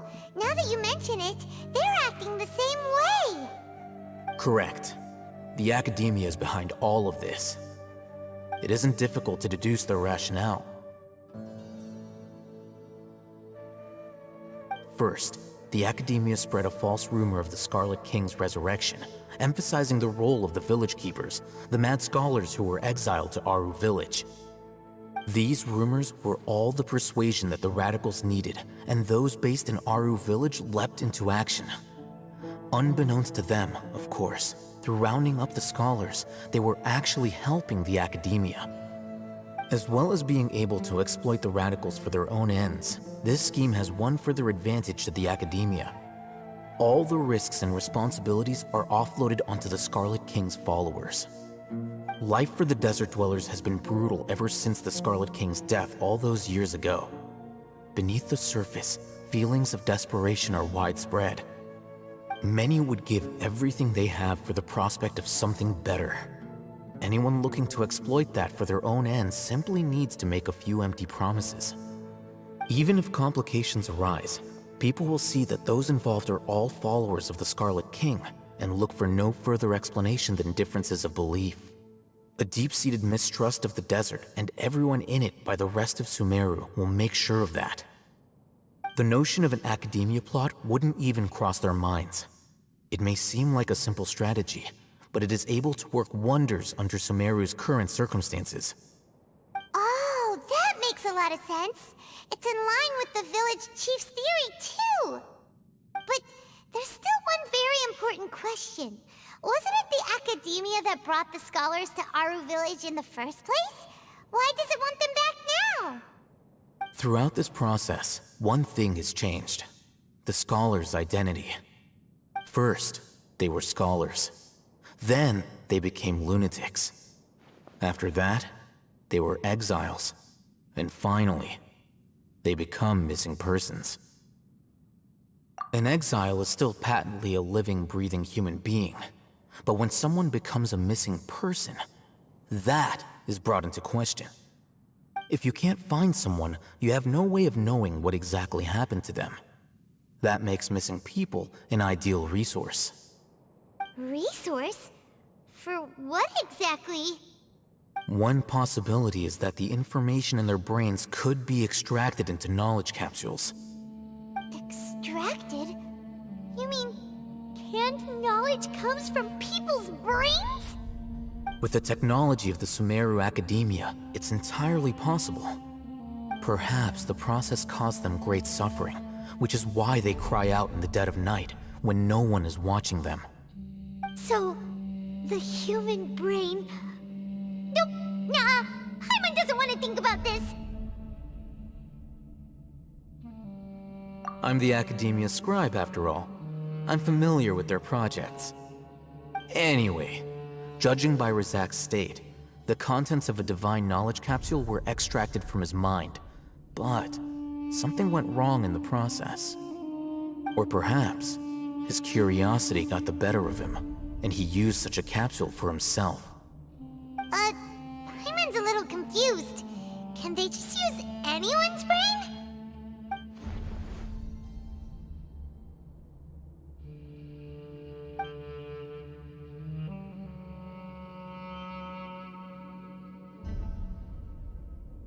The look on your face tells me you've realized the answer.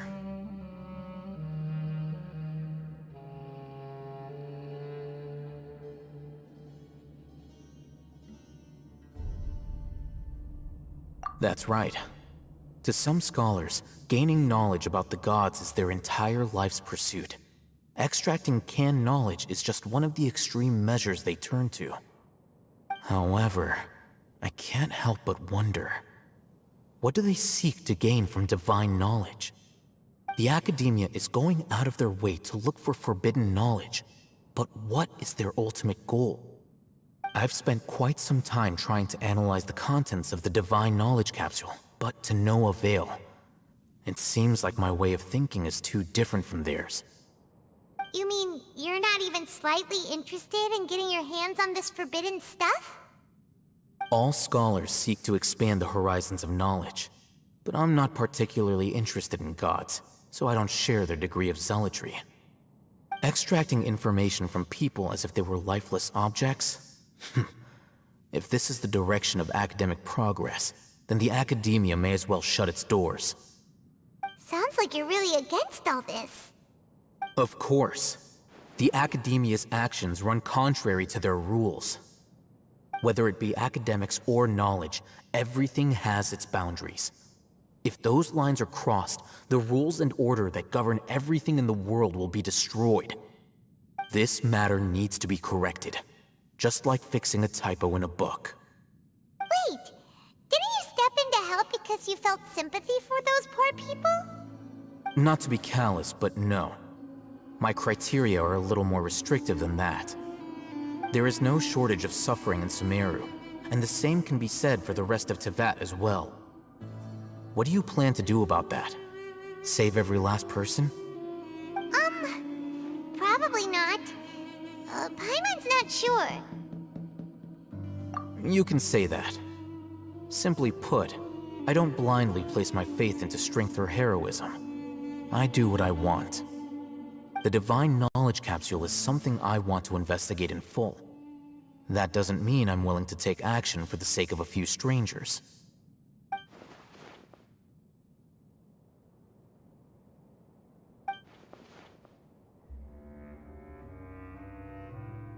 Paimon's been wanting to say this for a while. There are a lot of bad guys in the Academia, but you're not one of them. You're their weirdo. You're probably right.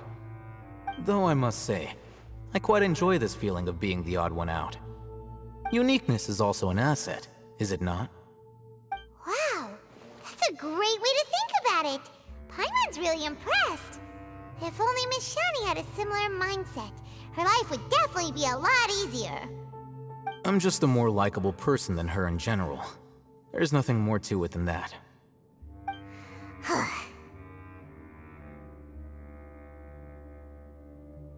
He won't last long if we leave him here. Let's take him with us. We'll work out our next step after we return to Aru Village.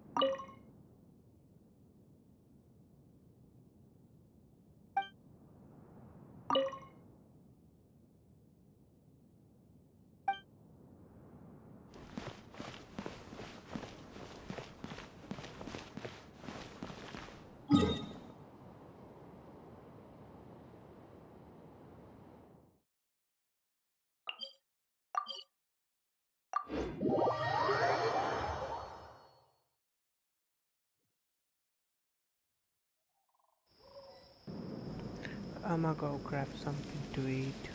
1 second.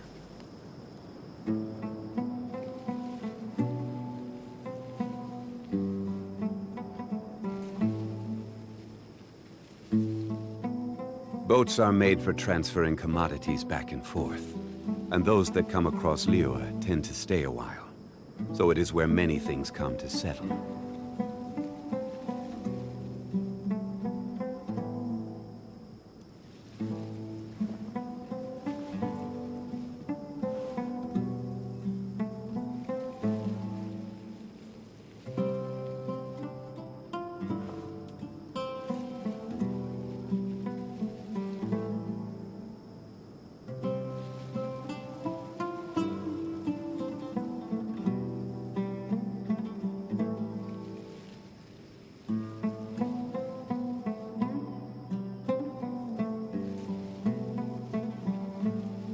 Where do you want to go next?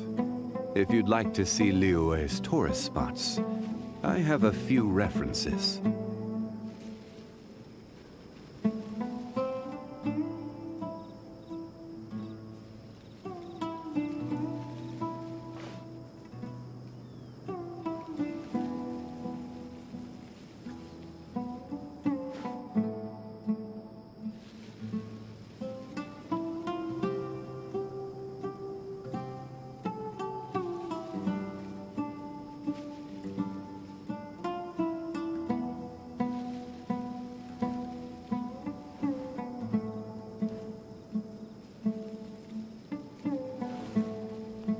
Alright, I'm back.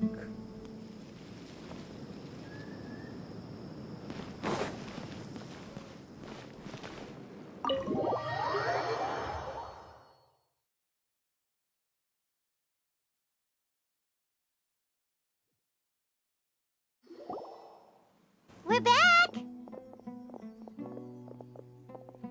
You must be tired. You should rest and take some water. What's the situation? Who's this? Unfortunately, somebody who's too young to take on the role of Isak's grandfather.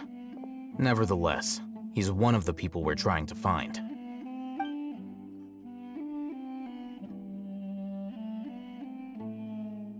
So, at one point in time, the abandoned Elazar Hospital served as the Academia's site for extracting divine cant knowledge.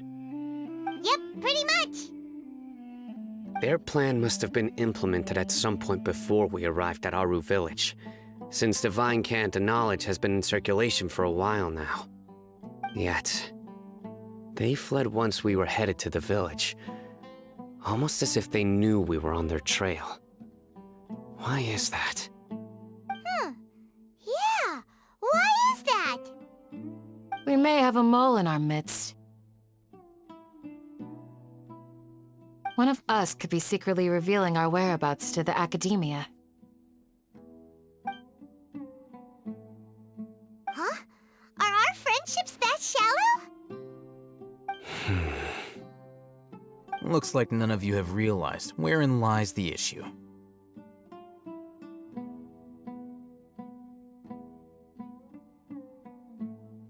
Sino, you're the reason why they can predict our movements. Wait, what's that supposed to mean? Choose your next words very carefully. It is simply a logical inference. I have my reasons. So what you're saying is, Sino's the mole. Interesting. And here I thought you were the most suspicious one, Alhaitham, since you were always acting alone. I know. You have a point, but I realized something as we were returning from the hospital. Sino isn't like any of us. What are you trying to say? Do you still remember who you are, General Mahamatra?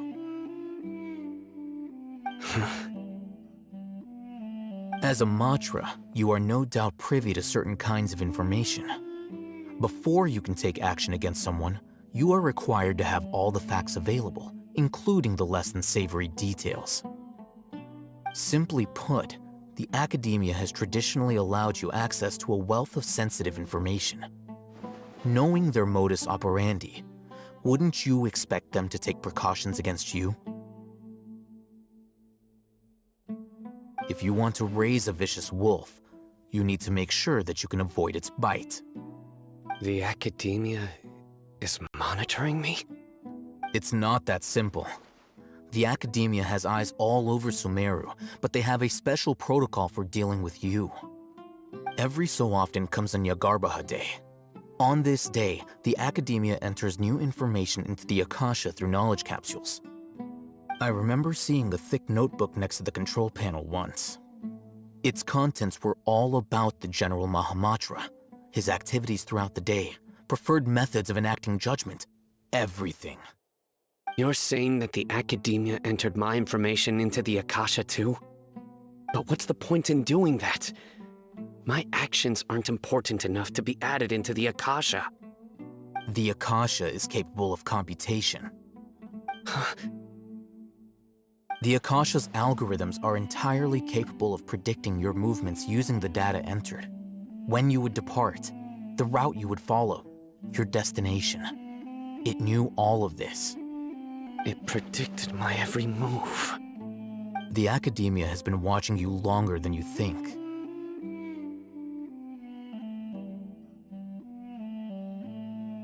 So that's how it is.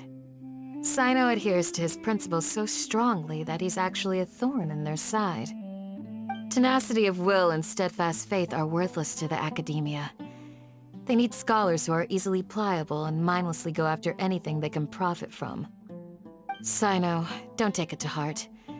This just proves how much of a trustworthy ally you are. They escaped because of me. Don't blame yourself. It's not like any of us would have known. I have an idea.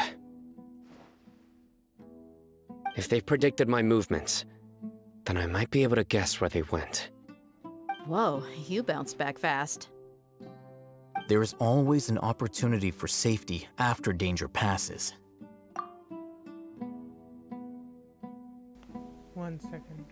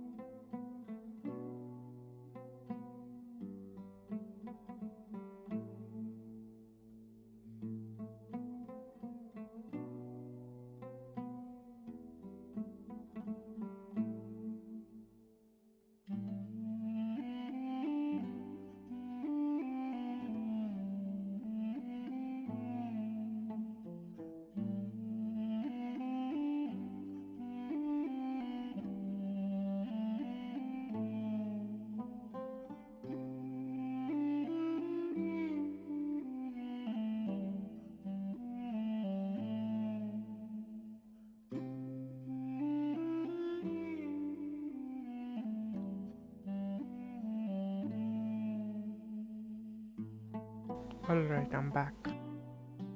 Oh, so that's how it is! Paimon gets it now! If the Academia is trying to avoid Sino, then the safest place would be... Yep, that's right! They'll want to proceed in the direction opposite of where I'm going.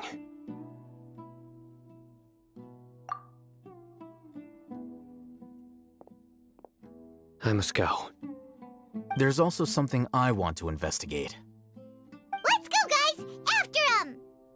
Please, wait! I want to go Diha too! is the traitor. You want to go too? If so, you have to promise you'll stay safe. Like, imagine why would she come out of nowhere and help them? Like, she's staying with them, like, why? She could have gone to another job or something like that, but she's just staying with them and following them around. Makes sense a lot. I think she's the traitor, and I take my words back on it, saying that she's a good friend. Because she ain't a good friend. She's a traitor. I want to find Grandpa. I promise I'll be careful and not cause any trouble. Everyone, I leave him in your hands.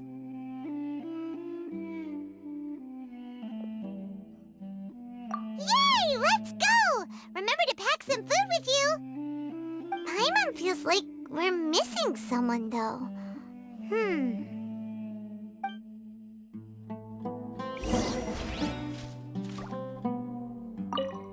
I'll be awaiting your good news.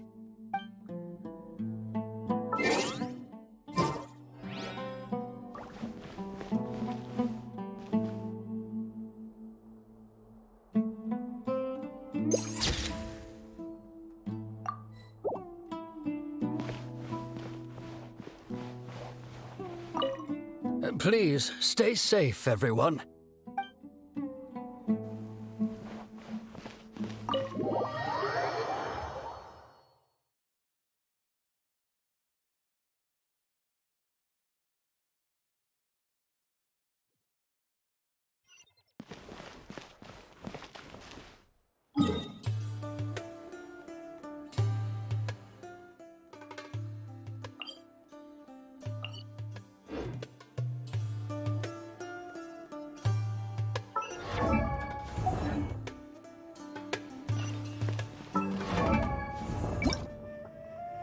Osmanthus.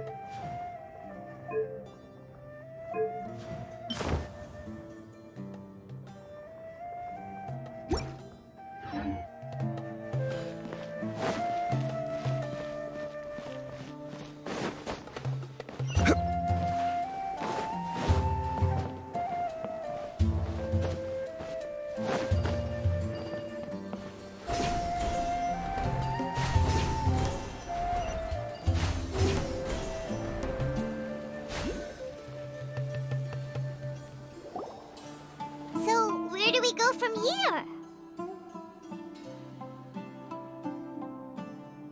Yes. After leaving the village, we should head straight toward the desert.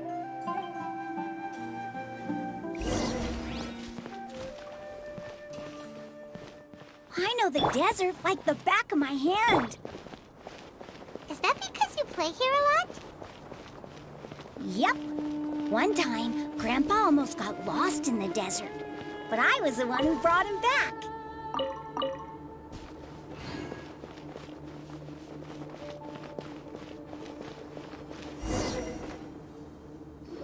There's something here.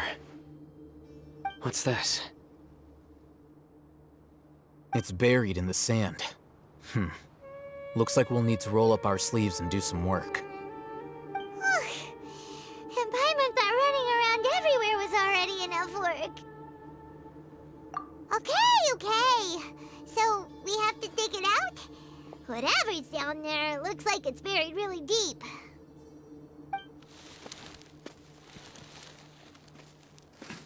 These are likely fragments of an Academia-developed device, something akin to a headset. Looks like there were more than one village keeper. They must have been escorted this way because there are device fragments scattered around here. Let's split up and search the area. Chances are that we'll find other things nearby.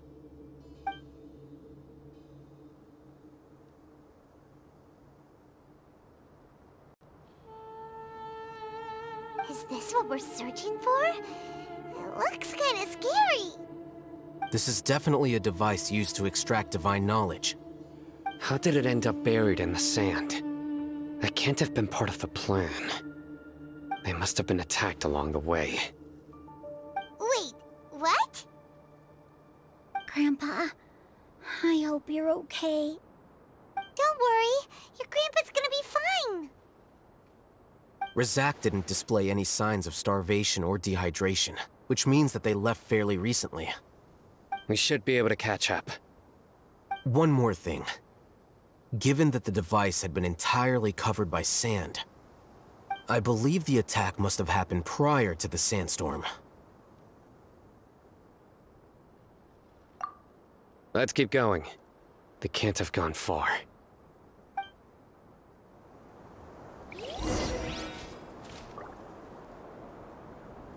Ugh, but running on sand is so tiring. But you're flying, aren't you, Paimon? Is flying over sand tiring too? Ugh, of course it is.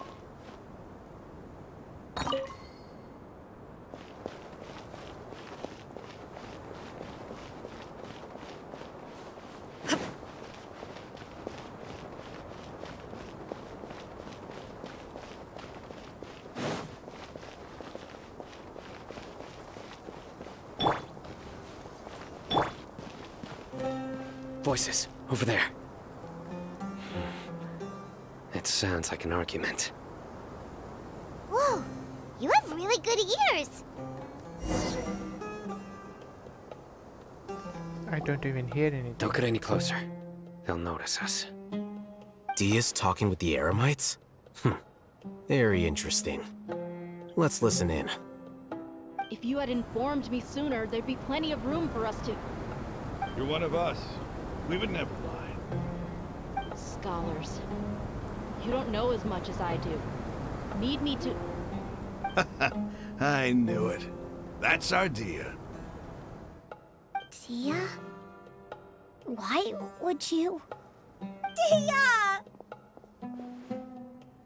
Hey, what are you doing? You know, that's why bringing a kid onto a mission is the worst thing. You'd help me find Grandpa? What? Why But are why you is on this their kid so side? dumb? Well, look who's here. Ain't that something? This complicates things. You've betrayed Aru village? So, this is the great General Mahamatra. Dear, you'd be better off as my assistant than hanging around with this motley crew. Seen for yourself. I have the means and methods, and my ideals are far more admirable than theirs.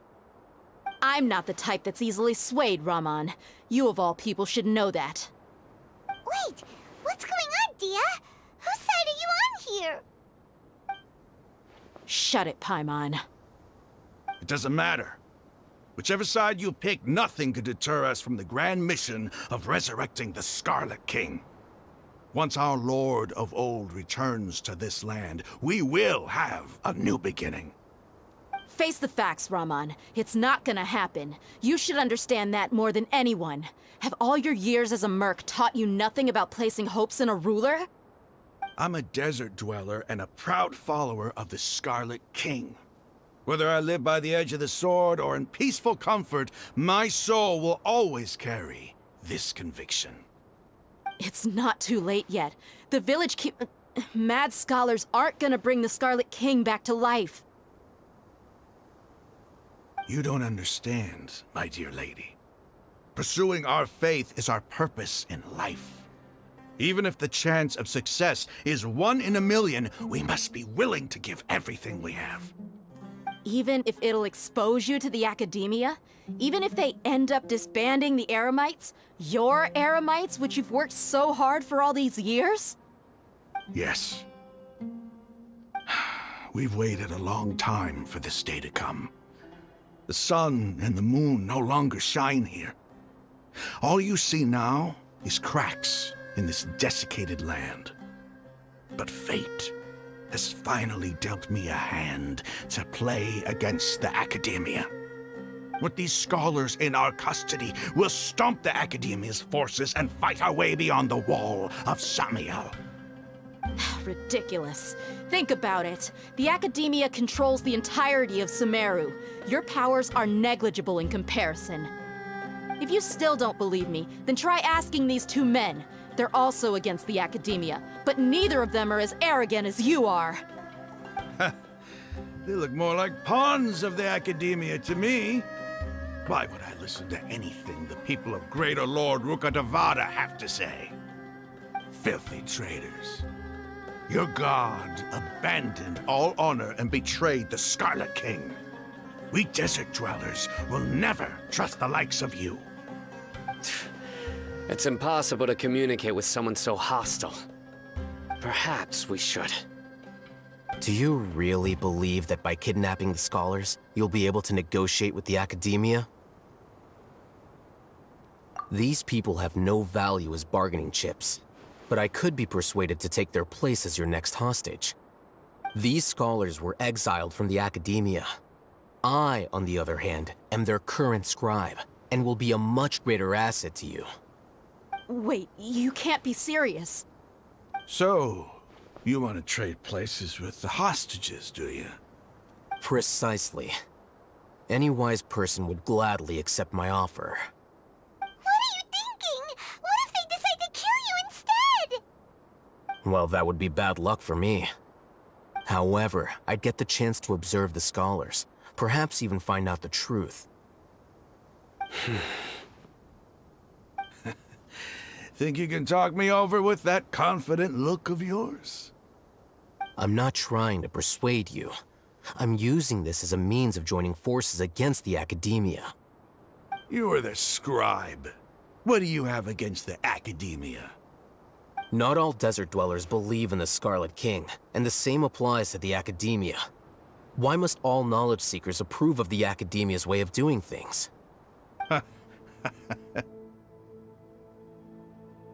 You Academia scum. Every last one of you is nothing but a hypocrite, just like everyone else on the other side of that wall. I've made myself clear enough. I won't listen to another word from the Dendro Archon's people. Not so fast. I'll hate them.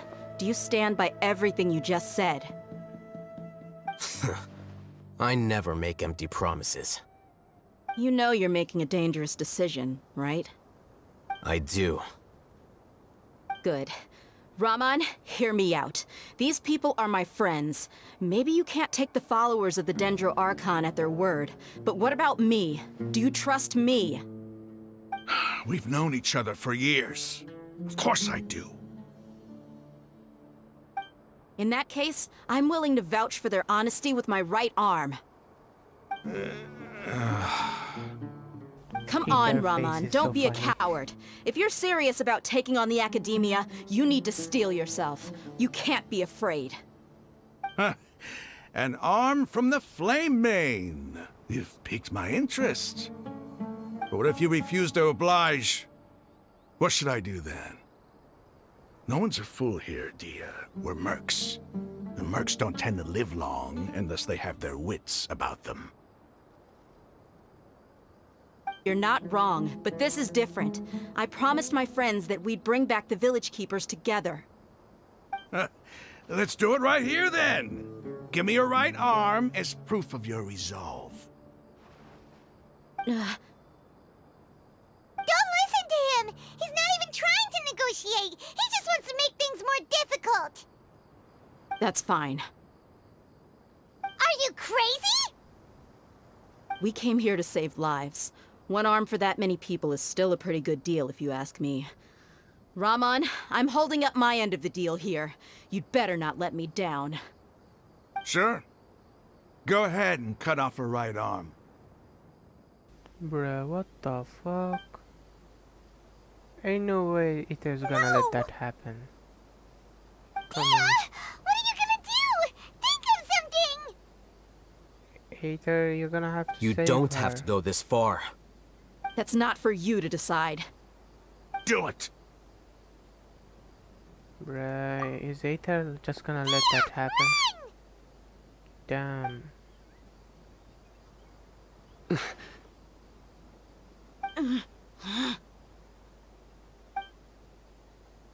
Really, Aether? Stop! What's Bruh. wrong? Can't do it? Flame Mane, you and I are both desert folk. Cutting off your arm is no different than cutting off my own fingers. Where's the sense in cutting my own kin to pieces? Aether didn't even do shit. You've shown me that you're serious. Bruh, he's a loser. Go on now, take your friends and leave. Meet me in the desert at noon tomorrow.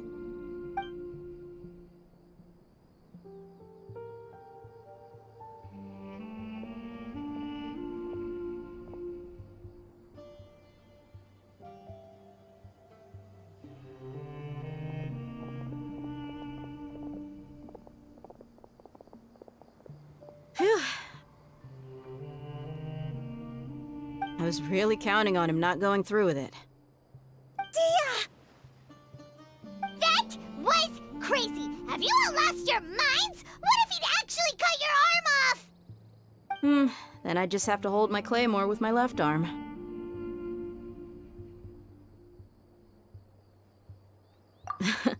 Okay, I'm sorry. But sometimes when you're out on a limb, you gotta double down to seal the deal, you know? Don't ever make a promise like that again. I can deal with the likes of them. If it came down to it, you would not lose to them either. I don't doubt it, Sino. But this is about more than me and them. There's a lot more where they came from.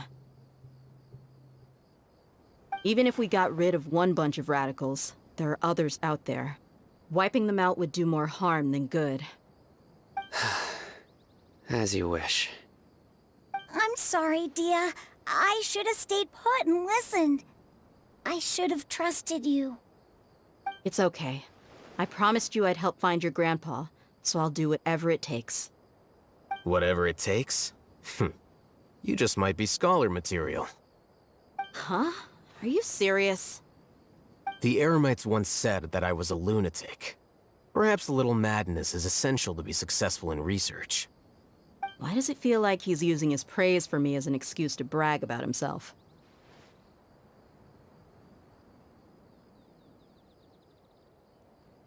Okay, let's get moving. We should head back to the village and rest up. Today was just a trial run.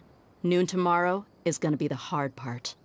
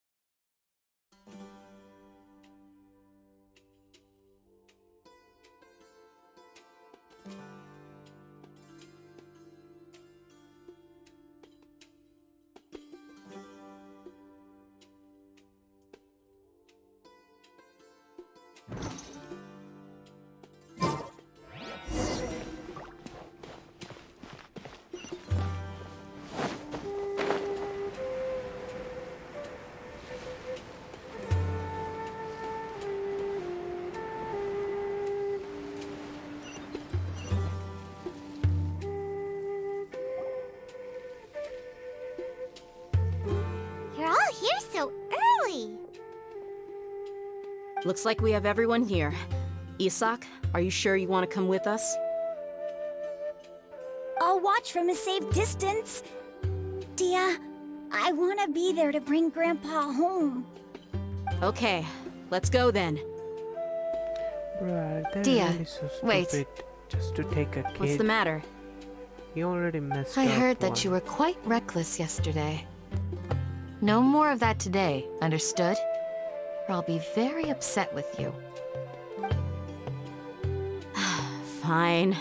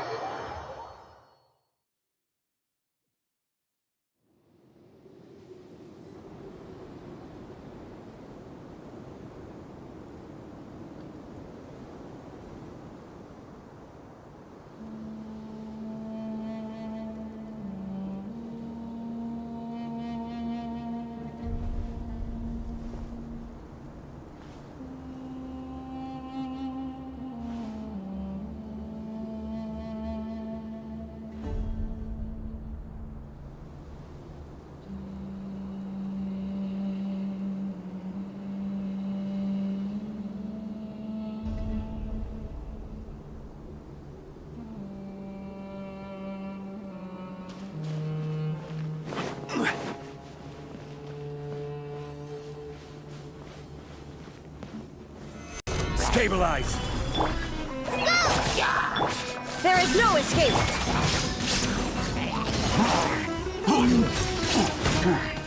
Dumpty Dumpty go! Yeah.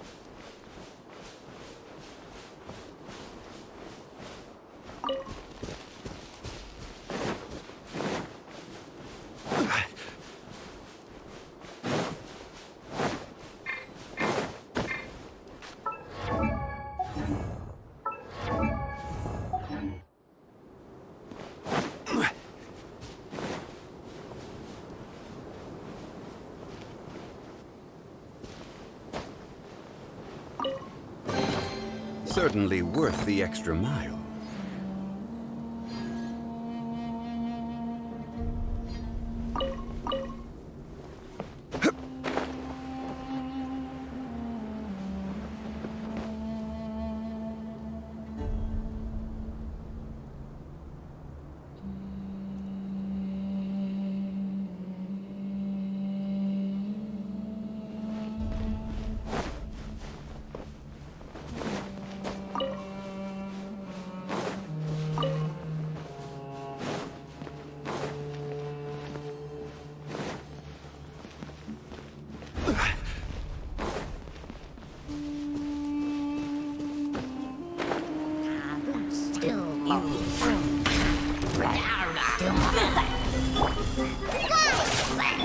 Shine down!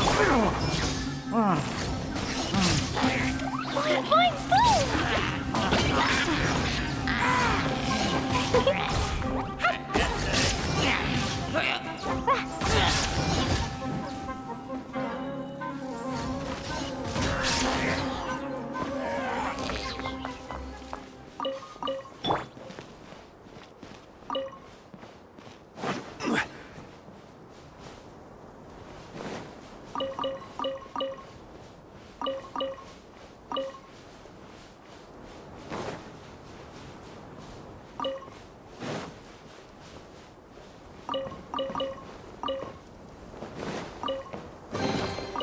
unsolicited, and all the more valuable for it.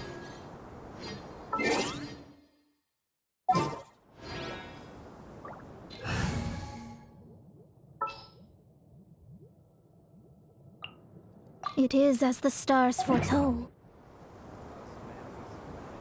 The same as I remember.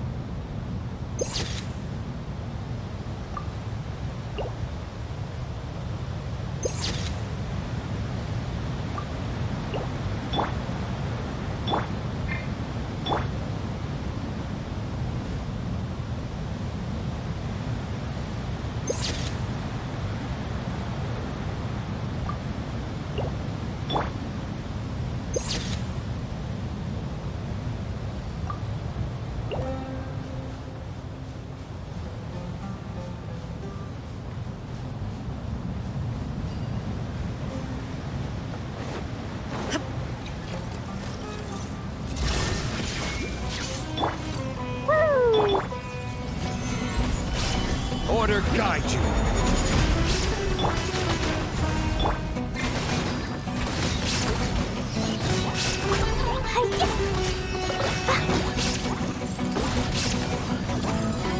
Jumpy, jumpy, go! Ah! Solidify! Let me scry. Illusion shattered.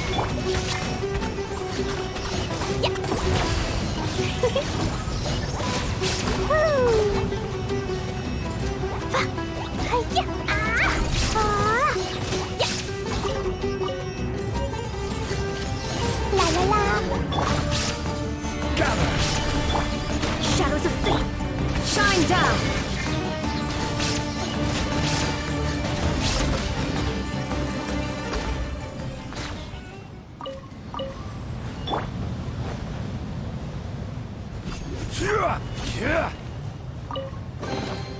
Certainly worth the extra mile.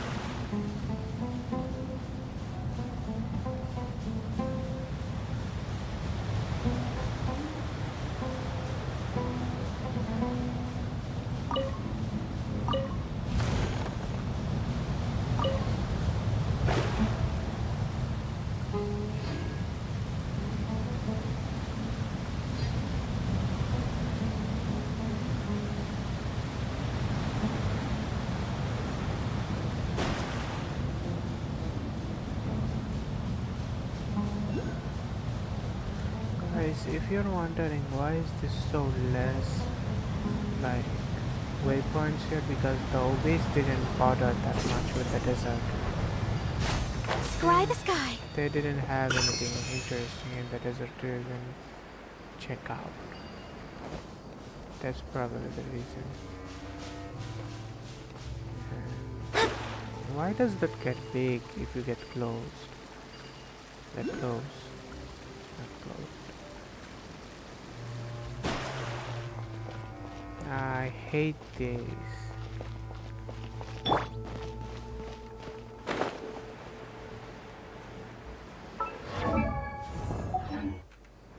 If the obese were interested in this place, there were gonna be. I mean, if the obese was interested in this place, there was going to be a lot of waypoints. Huh. They got here before us. Uh-oh. Is it because Paimon overslept by 5 minutes and held everyone up? Is everything ready? Absolutely. Although, you brought fewer people than I imagined. Bring him over. Grandpa! Why is there only one of them? Raman, I've always thought of you as a man of his word. What's this about? It's a one-for-one exchange. Sounds fair, don't you think? And let me put it this way. Agreeing to any kind of deal with the Dendro Archon's people is already a huge compromise on my part. Don't you think you've asked enough?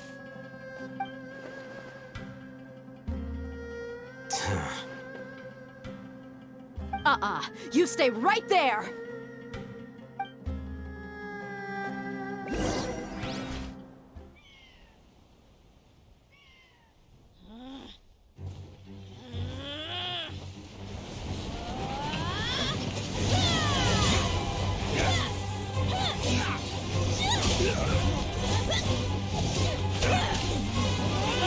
Flame, what do you think you're doing? Grandpa! Don't you see this blade here? You coward. Why are your hands shaking? Wait a second! It's a earthquake!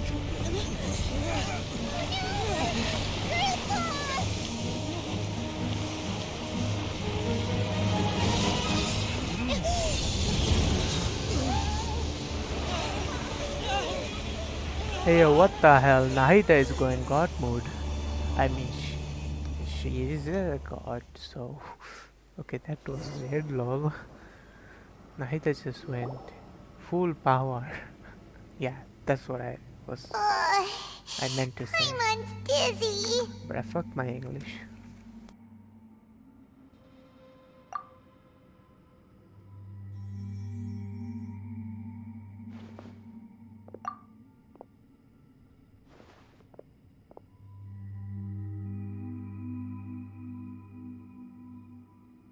Ugh, this day's going just great. Hell no. This is giving me PTSD. What a nuisance.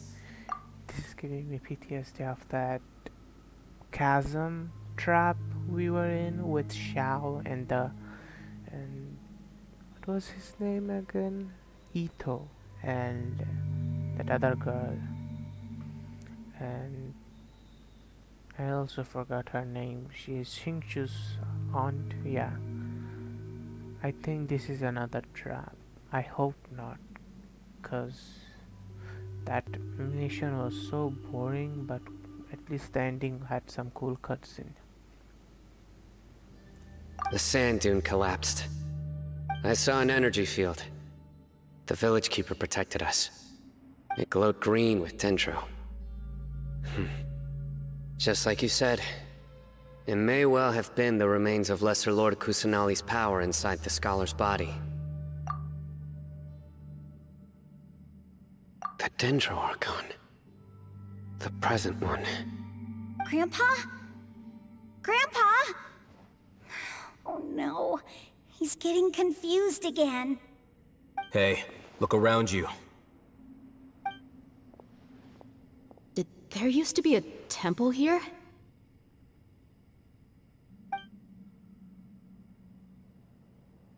It seems that when the sand dune collapsed, it exposed these underground structures.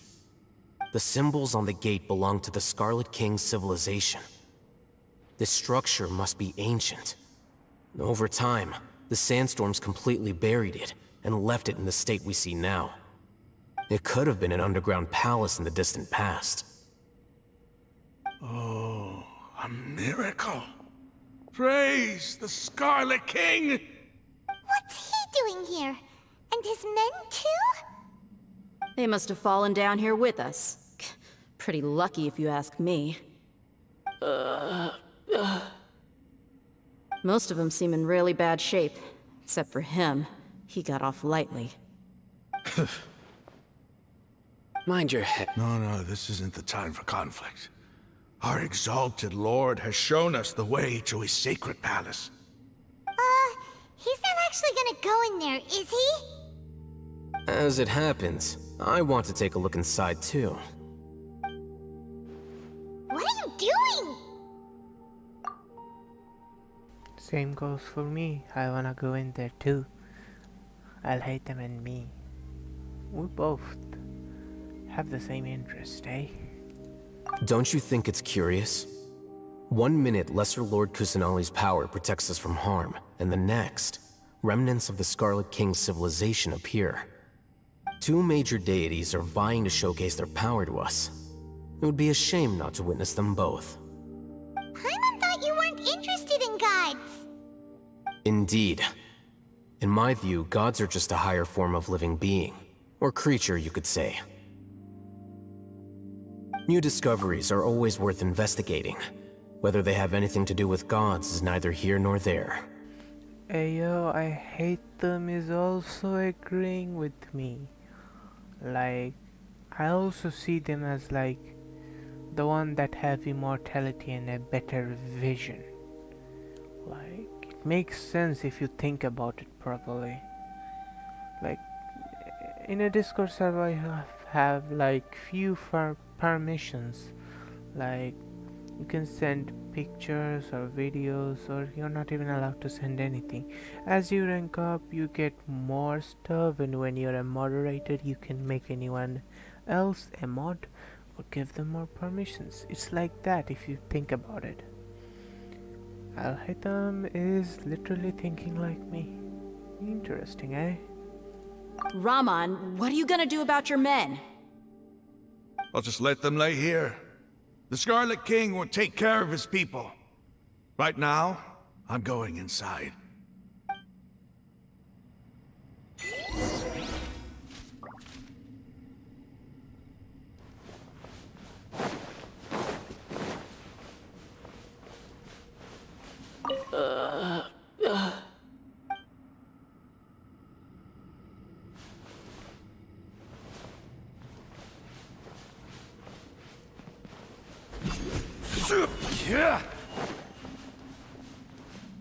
Rise!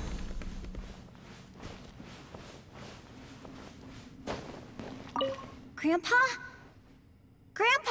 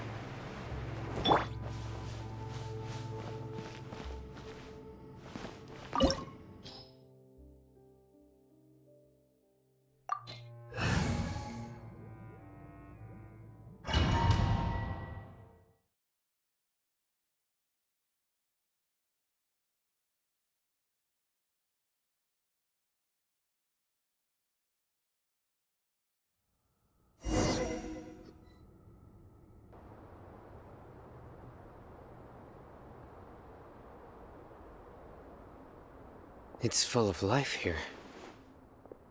This defies comprehension. It looked completely desolate from the outside. Yet, it flows with energy inside. I think Nahida or Rukata Devata or whatever her name is, one of them did this.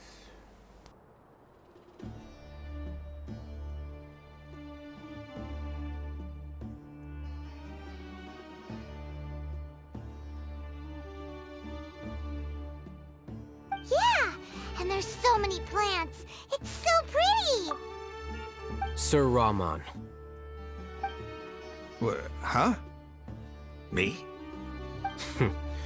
Do you see another Rahman here? Are you mocking me? What do you mean, sir? Interpret it however you want, but there's something I'd like to draw your attention to. While this structure is clearly left over from the Scarlet King's civilization, the energy that flows in here is that of the Dendro Arkhon.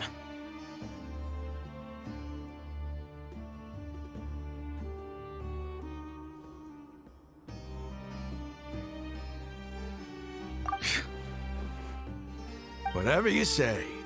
It's not like I have a vision. There's nothing to be angry about. Think of this as an academic journey.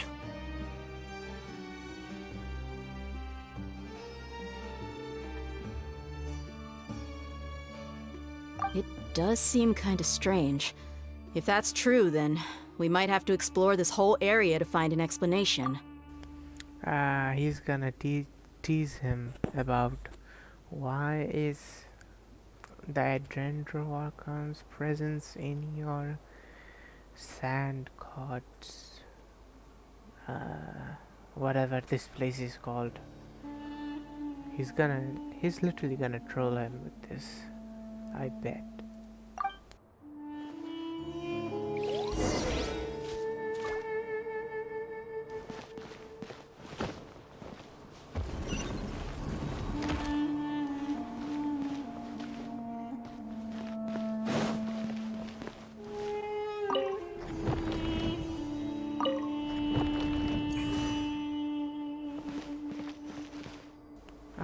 Another puzzle. I hate this.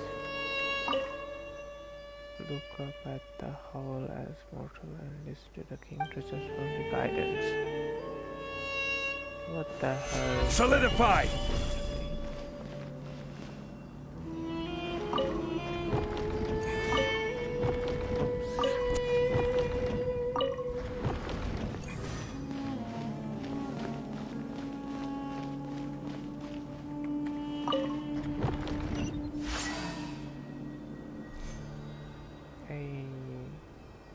By the way, this entire place, like the magic and mechanics, looks like it's from Iron Man.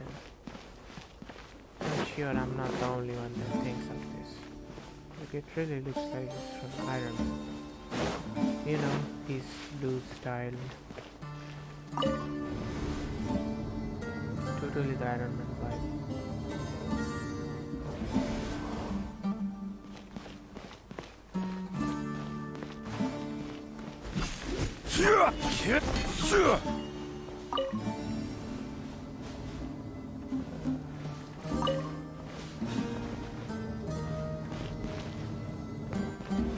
Let me see if I can die.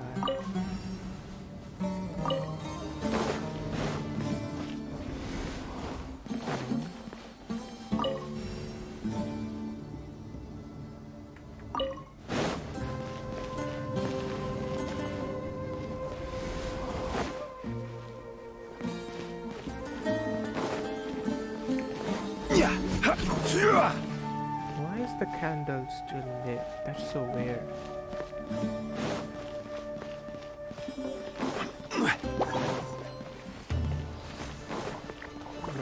Stabilize!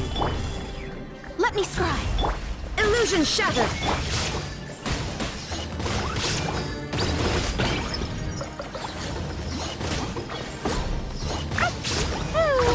Boing, boing, boom! Yeah. Delve into destiny!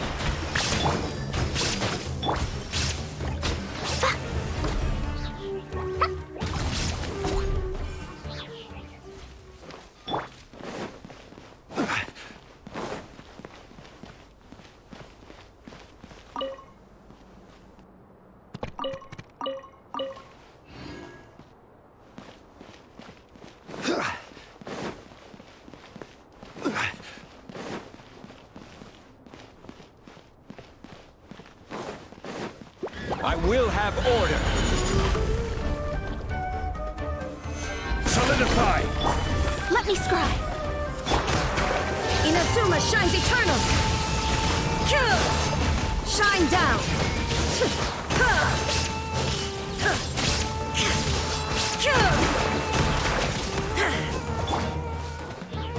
Stabilize! Illusion shattered!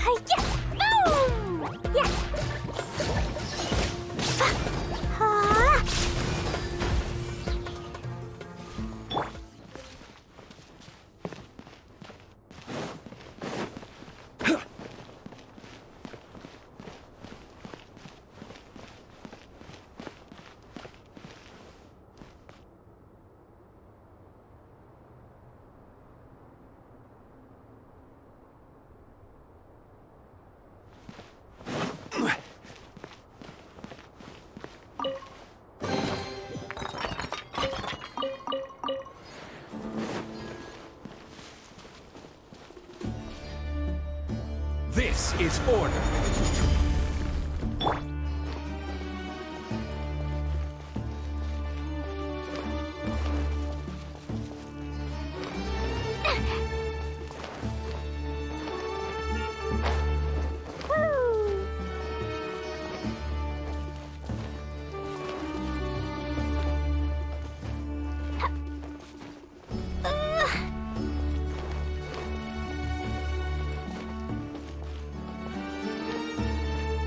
La la la.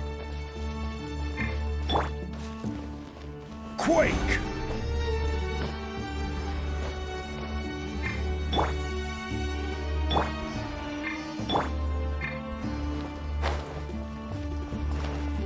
Woo! La la la. Jumpy jumpy go!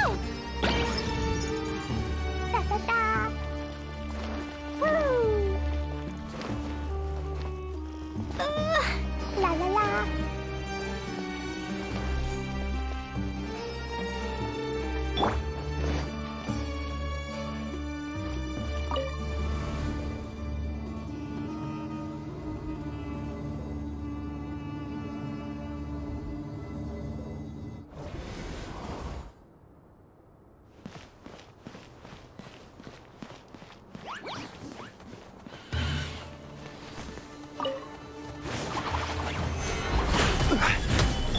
Shadows of fate!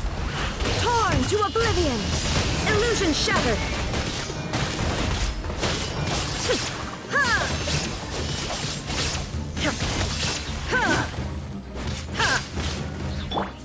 Delved into destiny! There is no escape! Pew! Jumpy jumpy go!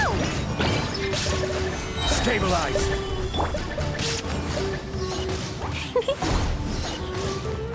Yeah! Woo! Ah!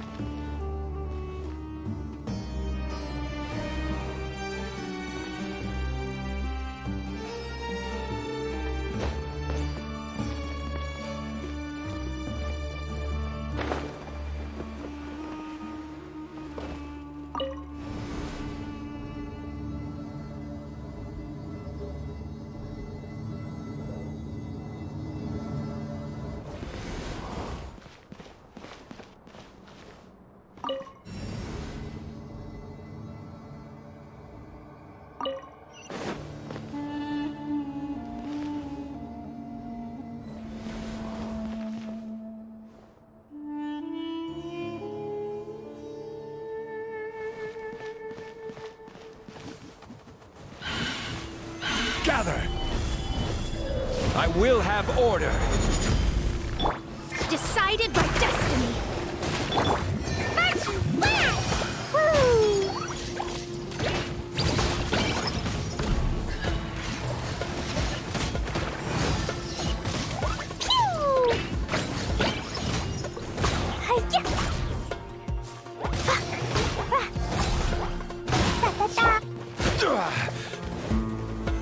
Solidify!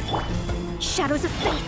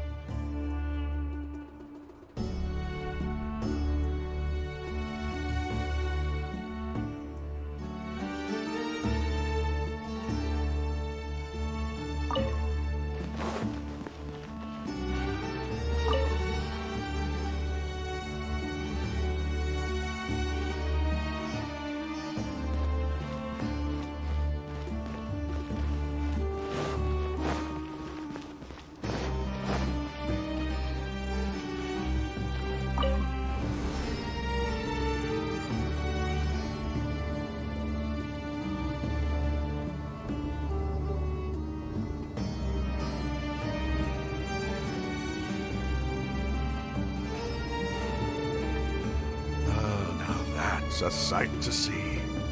The Scarlet King's splendor surrounds us. There's so much vegetation here. It's different than what I expected. Said. Sure are a lot of My private plants photo for a here, Red desert. Heart. That's what I call divine providence of the Scarlet King. Bro, can you not post that? Go back to your parents and cry. Don't shit.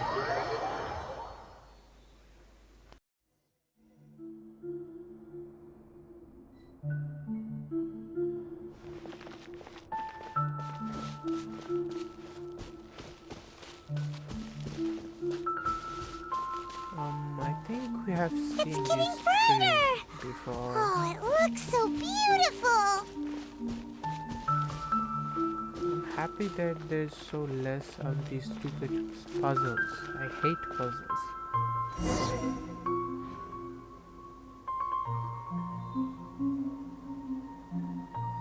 Wait.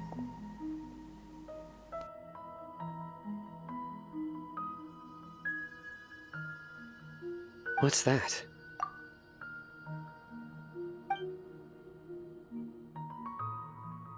A load of flowers! What the And it hell looks happened like to the there's rendering? something among them. Lol.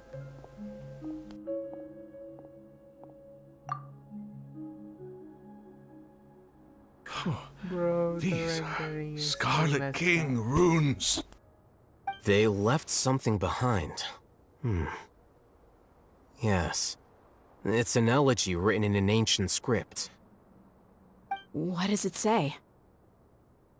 Here lies our faithful priest Kasala. His wisdom is a miracle among the people, deserving of high praise and admiration.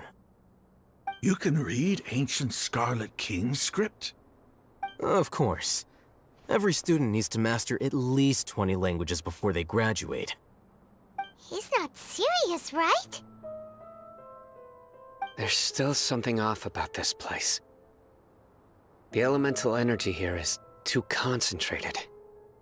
The scent of life.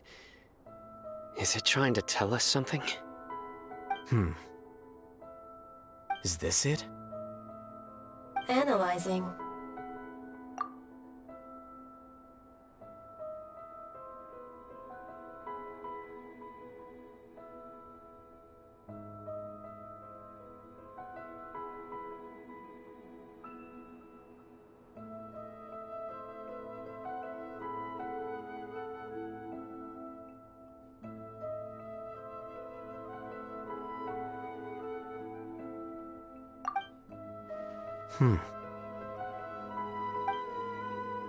There seems to be a hidden message among these skeletal remains.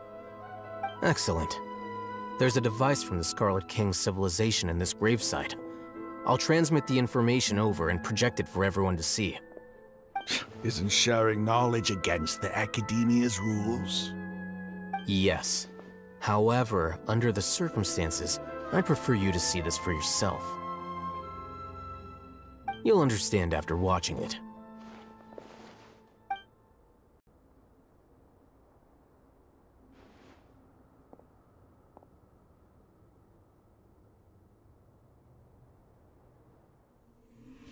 Civilization is born of knowledge, but so too can knowledge be its demise. A disaster caught us unaware. It was knowledge that did not belong to this world. The Scarlet King brought this forbidden knowledge into our world, and it quickly spread like a plague. People's minds were filled with crazed whispers. Dark gray scales spread across their bodies. Even the land was stripped of its vigor.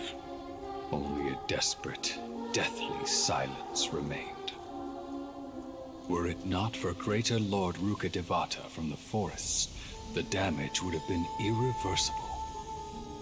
She summoned the priests to build temples and infused into them the divine power of life. The disaster was miraculously tempered, and the embers of our civilization were preserved in Aru village. Alas, the miracle could not last. As long as forbidden knowledge continued to exist, it would forever blight this world.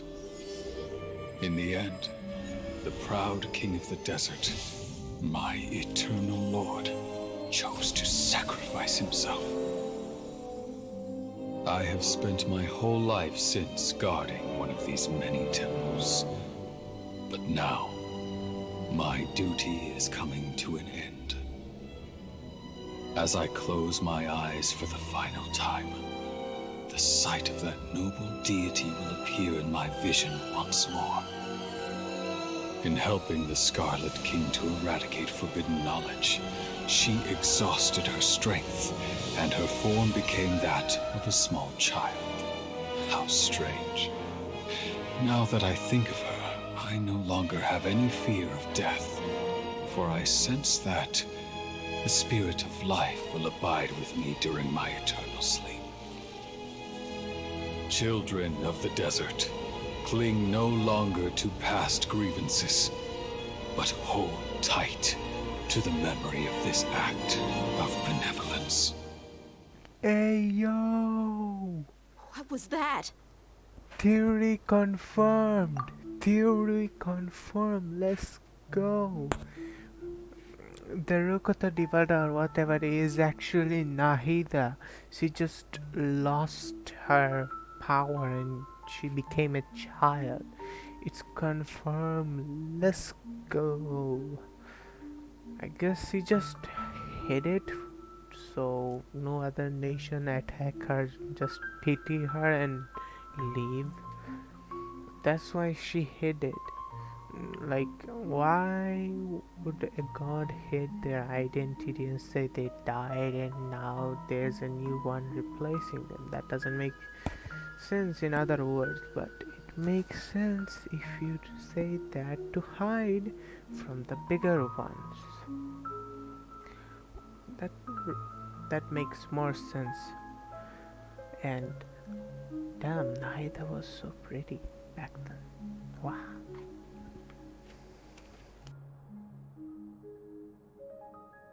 The priest's memories. No, impossible. Greater Lord Rukkhadevata. So the former Dendro Archon and the Scarlet King were never enemies at all. Bro, that rendering This is so doesn't fucked make up. any sense. The Dendro Archon's followers, they're clearly... Was that the former Dendro Archon? She became so tiny in the end.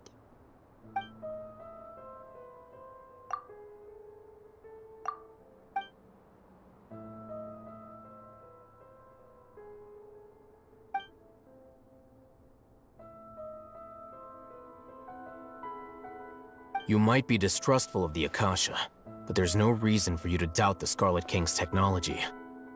You've just witnessed his priest's last words. I've never heard about any of this before. The surviving followers of the Scarlet King all gathered in Aru village. Our god did not make mistakes. We refused to believe any of the rumors. The Scarlet King's death, the all but total annihilation of our civilization, it was all Greater Lord Rukkhadevata's doing.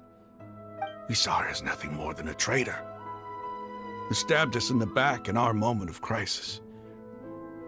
Just like us humans, fighting, feuding, double-crossing each other to survive in the desert. You were blinded by your prejudice.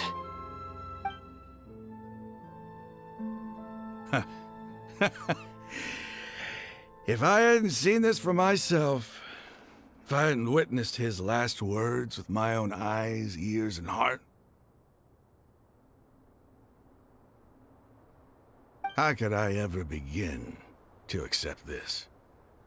The truth is so far from what I've always known. Am I really supposed to believe that after all these years, all this time seeking revenge, suddenly now my enemy is my savior? Raman, that's enough. Give it a rest. You're starting to make a fool of yourself. Dia, tell me. My Eremites and I, what are we even fighting for?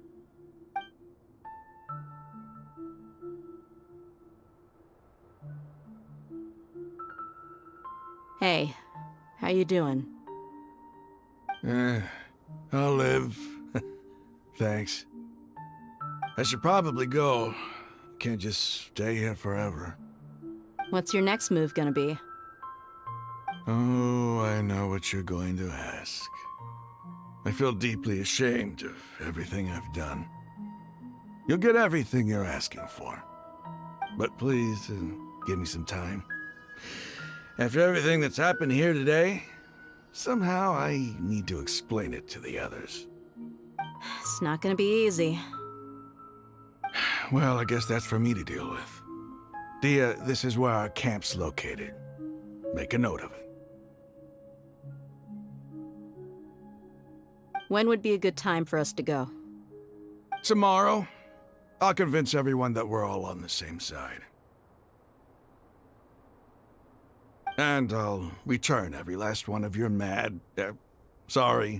village keepers. We'll share our other resources with you too.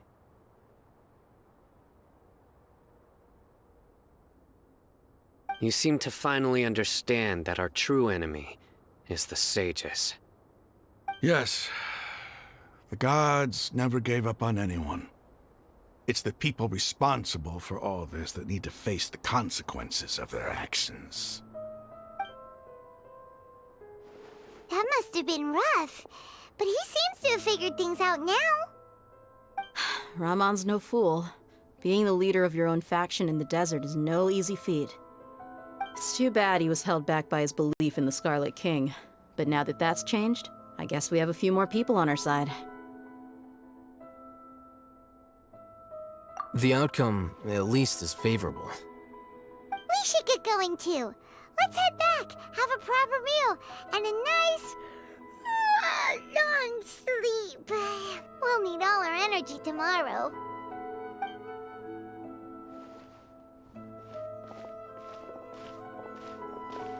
Sino, we're leaving! Stop yelling.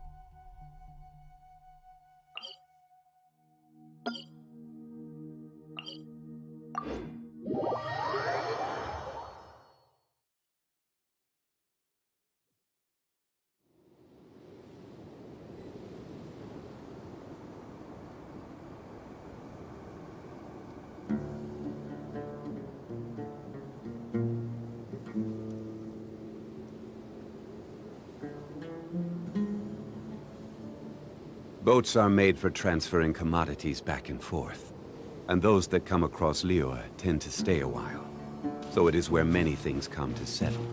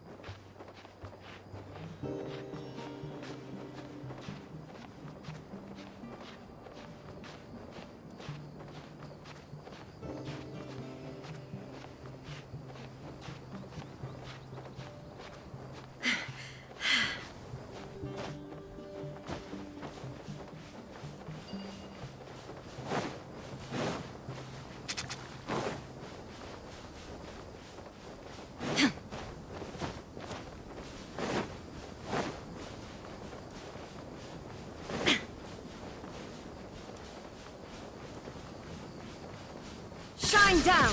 Finally, Delve some into target destiny. practice. Gather! Jumpy Dumpty Go!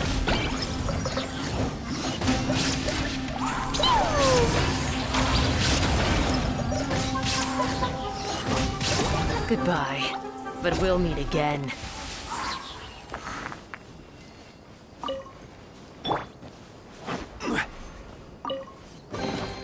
Certainly worth the extra mile.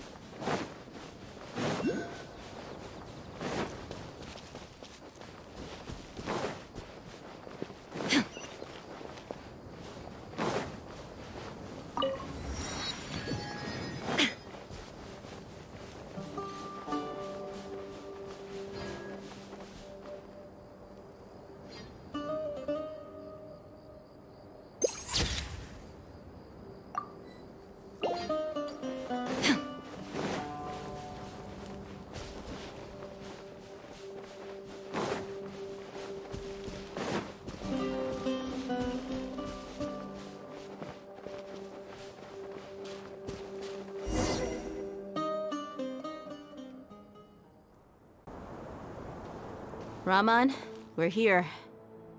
Everything's been arranged. Someone will bring the village keepers back to Aru village shortly.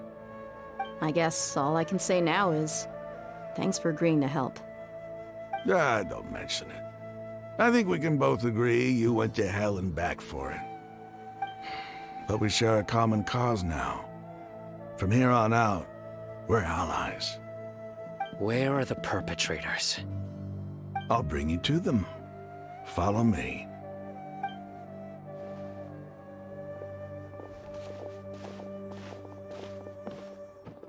So these are the people who kidnapped the village keepers. Oh no, it's the scribe! There's no need to yell. No one can help you now. We've been all over the desert trying to find you! That's right.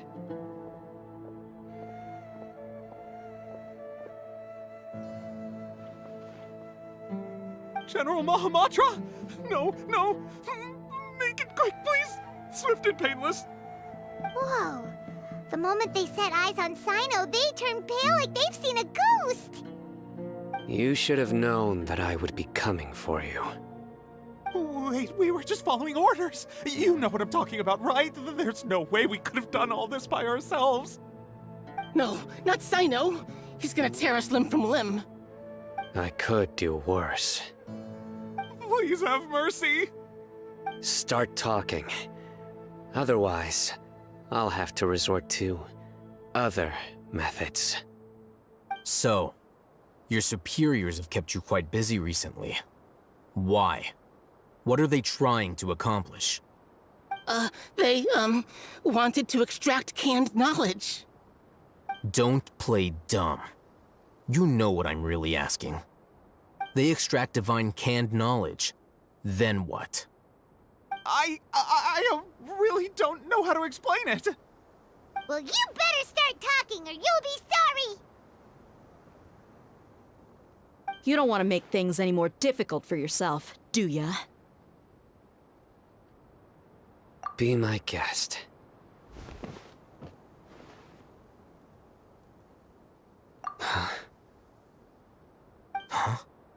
Uh-huh. That sure didn't sound like a fancy metaphor or anything. You're serious, aren't you? How did you know? There's no use hiding it now. Yes, you're right. The Academia is working on an important and potentially world-changing project. They are creating a new god. A god that will belong to them and to the people of Sumeru. It may seem as if Sumeru's academics are thriving, but ever since the death of Greater Lord Rukkhadevata, scholarly breakthroughs have been few and far between. The withering of Irminsul has been getting worse recently. The sages have tried everything they could think of, but nothing's worked.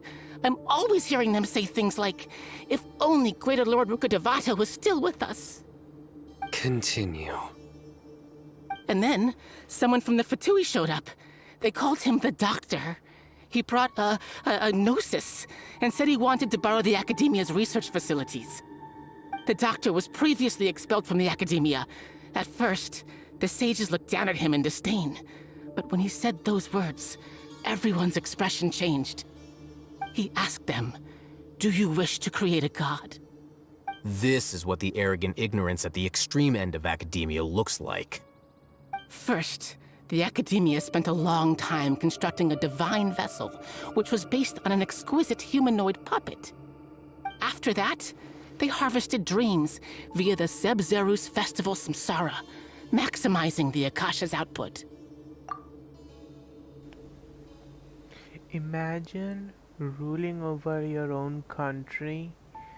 Like you're ruling over your own country, like your own nation, and your own nation people betray you and use your power, lock you up in a chamber and harvest your power to create a new god. How would you feel? Like, that's so messed up. That's what they're doing. Like, so messed up. They literally deserve to be blown into pieces. This is what happens when you let the dumb people play with science too much. With the Doctor's help, and the Akasha now functioning at maximum efficiency, they were able to use it to extract the power from the Gnosis and convert it into a divine core. Next, they decided that their new god needed to possess divine wisdom. For that to happen, they needed a huge quantity of divine canned knowledge. It adds up. But how do you determine whether the knowledge extracted is of divine origin? Call it an educated guess? The Academia has been trying to figure out the exact source of the scholar's madness for centuries, but to no avail. Nobody can explain the cause of this phenomenon. Surely you can see what that implies, Scribe Al-Haytham. If it's knowledge no mortal can comprehend, then it must be something only gods are able to decipher. In other words, it's the source of the God of Wisdom's omniscience and omnipotence.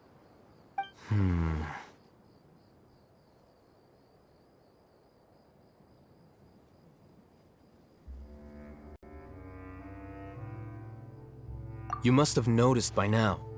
The Academia doesn't care about who their god is. It's the ability to exercise control over knowledge and wisdom that matters.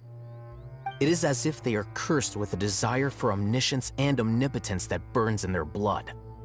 Some organisms demonstrate phototaxis, and thus orient their entire lives in respect to sources of light. For the sages, their only source of hope is the existence of a deity who embodies the acme of wisdom. This is but a form of phototaxis. For many scholars, the absence of a god of wisdom means stumbling in the darkness for the duration of their lives. Then what does Lesser Lord Kusanali mean to you? Is she not a true god present in this world? If you already have a new god, why try to create another one? From the beginning, the Academia has never treated her as a god.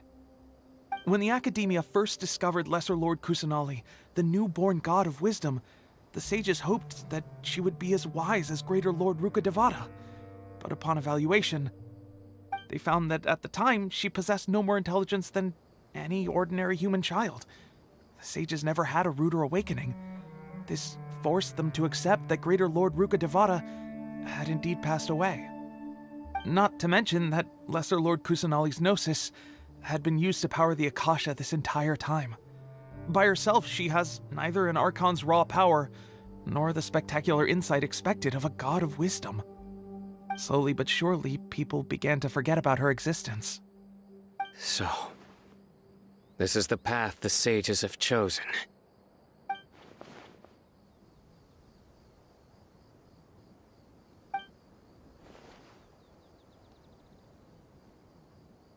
All right, let's try to keep our cool.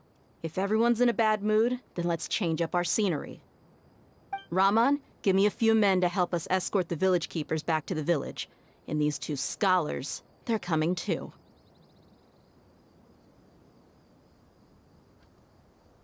Sure, as you wish.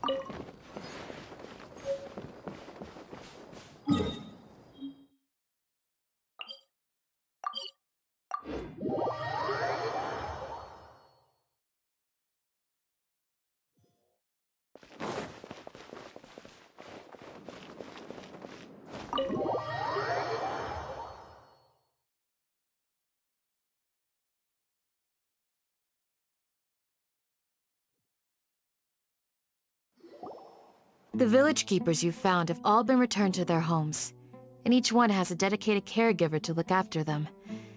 The two new scholars are being kept under close supervision, too. Really great work, everyone. The atmosphere is so heavy.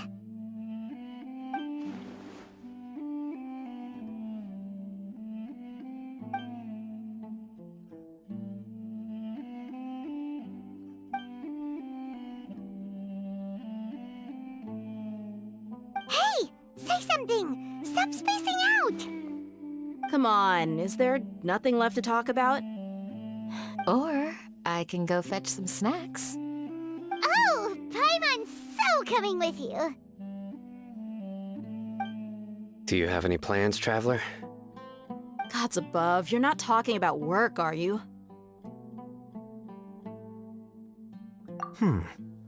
So you were still withholding some information?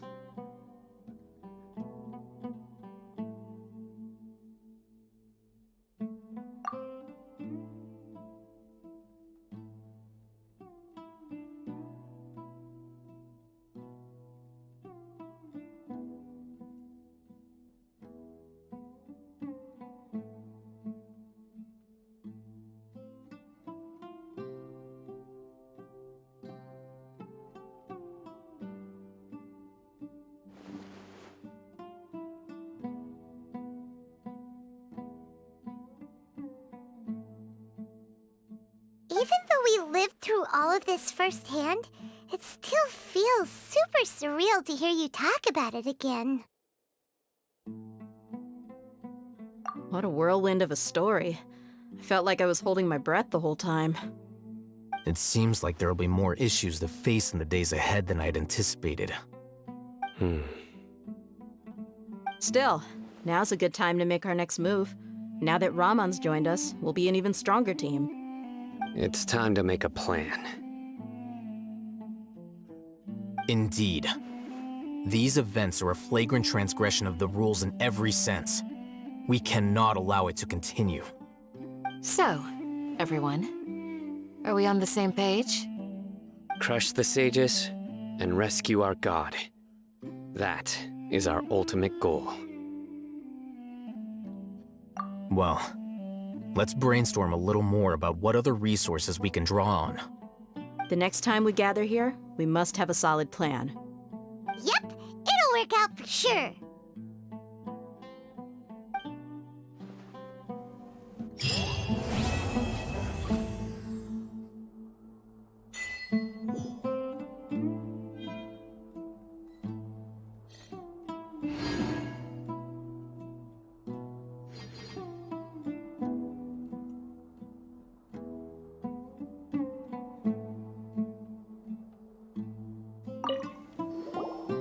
Don't rush. This is a big undertaking, and the planning and preparation for what lies ahead will no doubt take some time. Take it slowly. We need to make sure the plan is as effective as possible. He's starting to read his book again.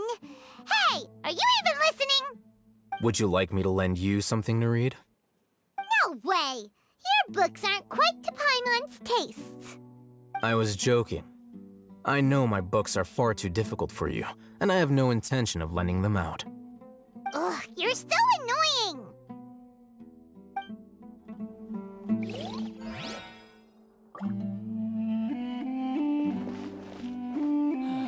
Your memory is far superior to mine.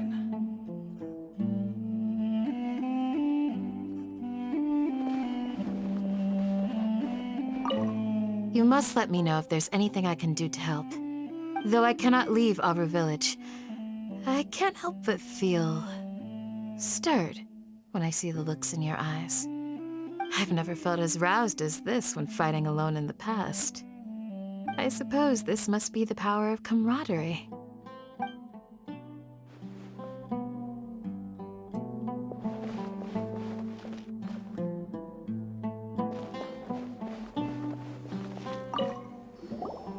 The past few days have been some of the most challenging work I've ever taken on. And none of it'll earn me a single mora. I can't believe it. Look on the bright side, Dia. Maybe we'll get a huge reward after this is all over. You've got a point. Hey, what would you do if you woke up tomorrow with more money than you could ever spend? Paimon would buy boatloads of tasty snacks. That's it? And maybe some tasty drinks as well? How adorable. Well, here's to all our indulgent fantasies. If there's a chance they can come true, I'll give it my best shot. And here's hoping that everything we do from now on will change this world for the better.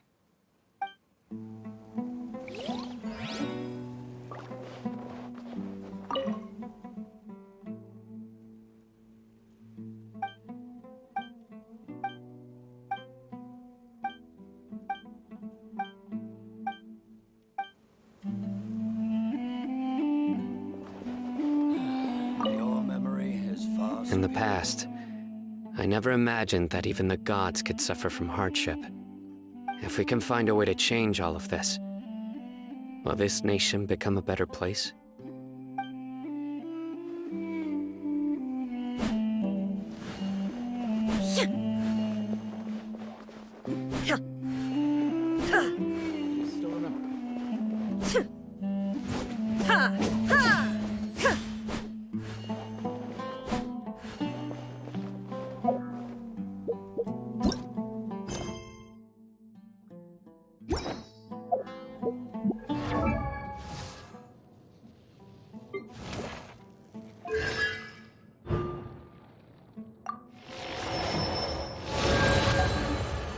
All the world holds dear is but a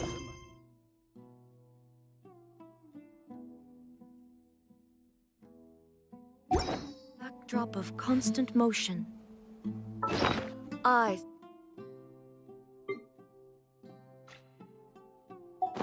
stand before it, alone and unchanging.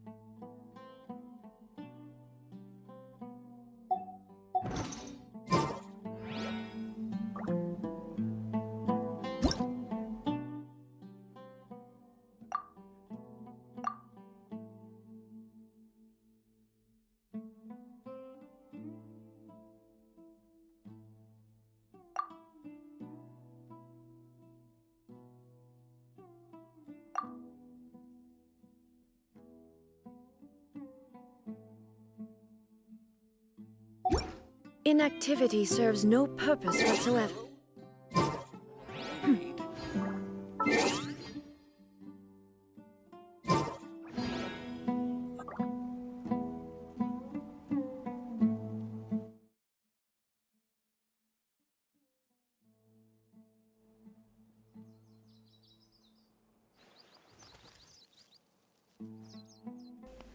Okay guys, this is the end of the stream. I hope you enjoyed watching it.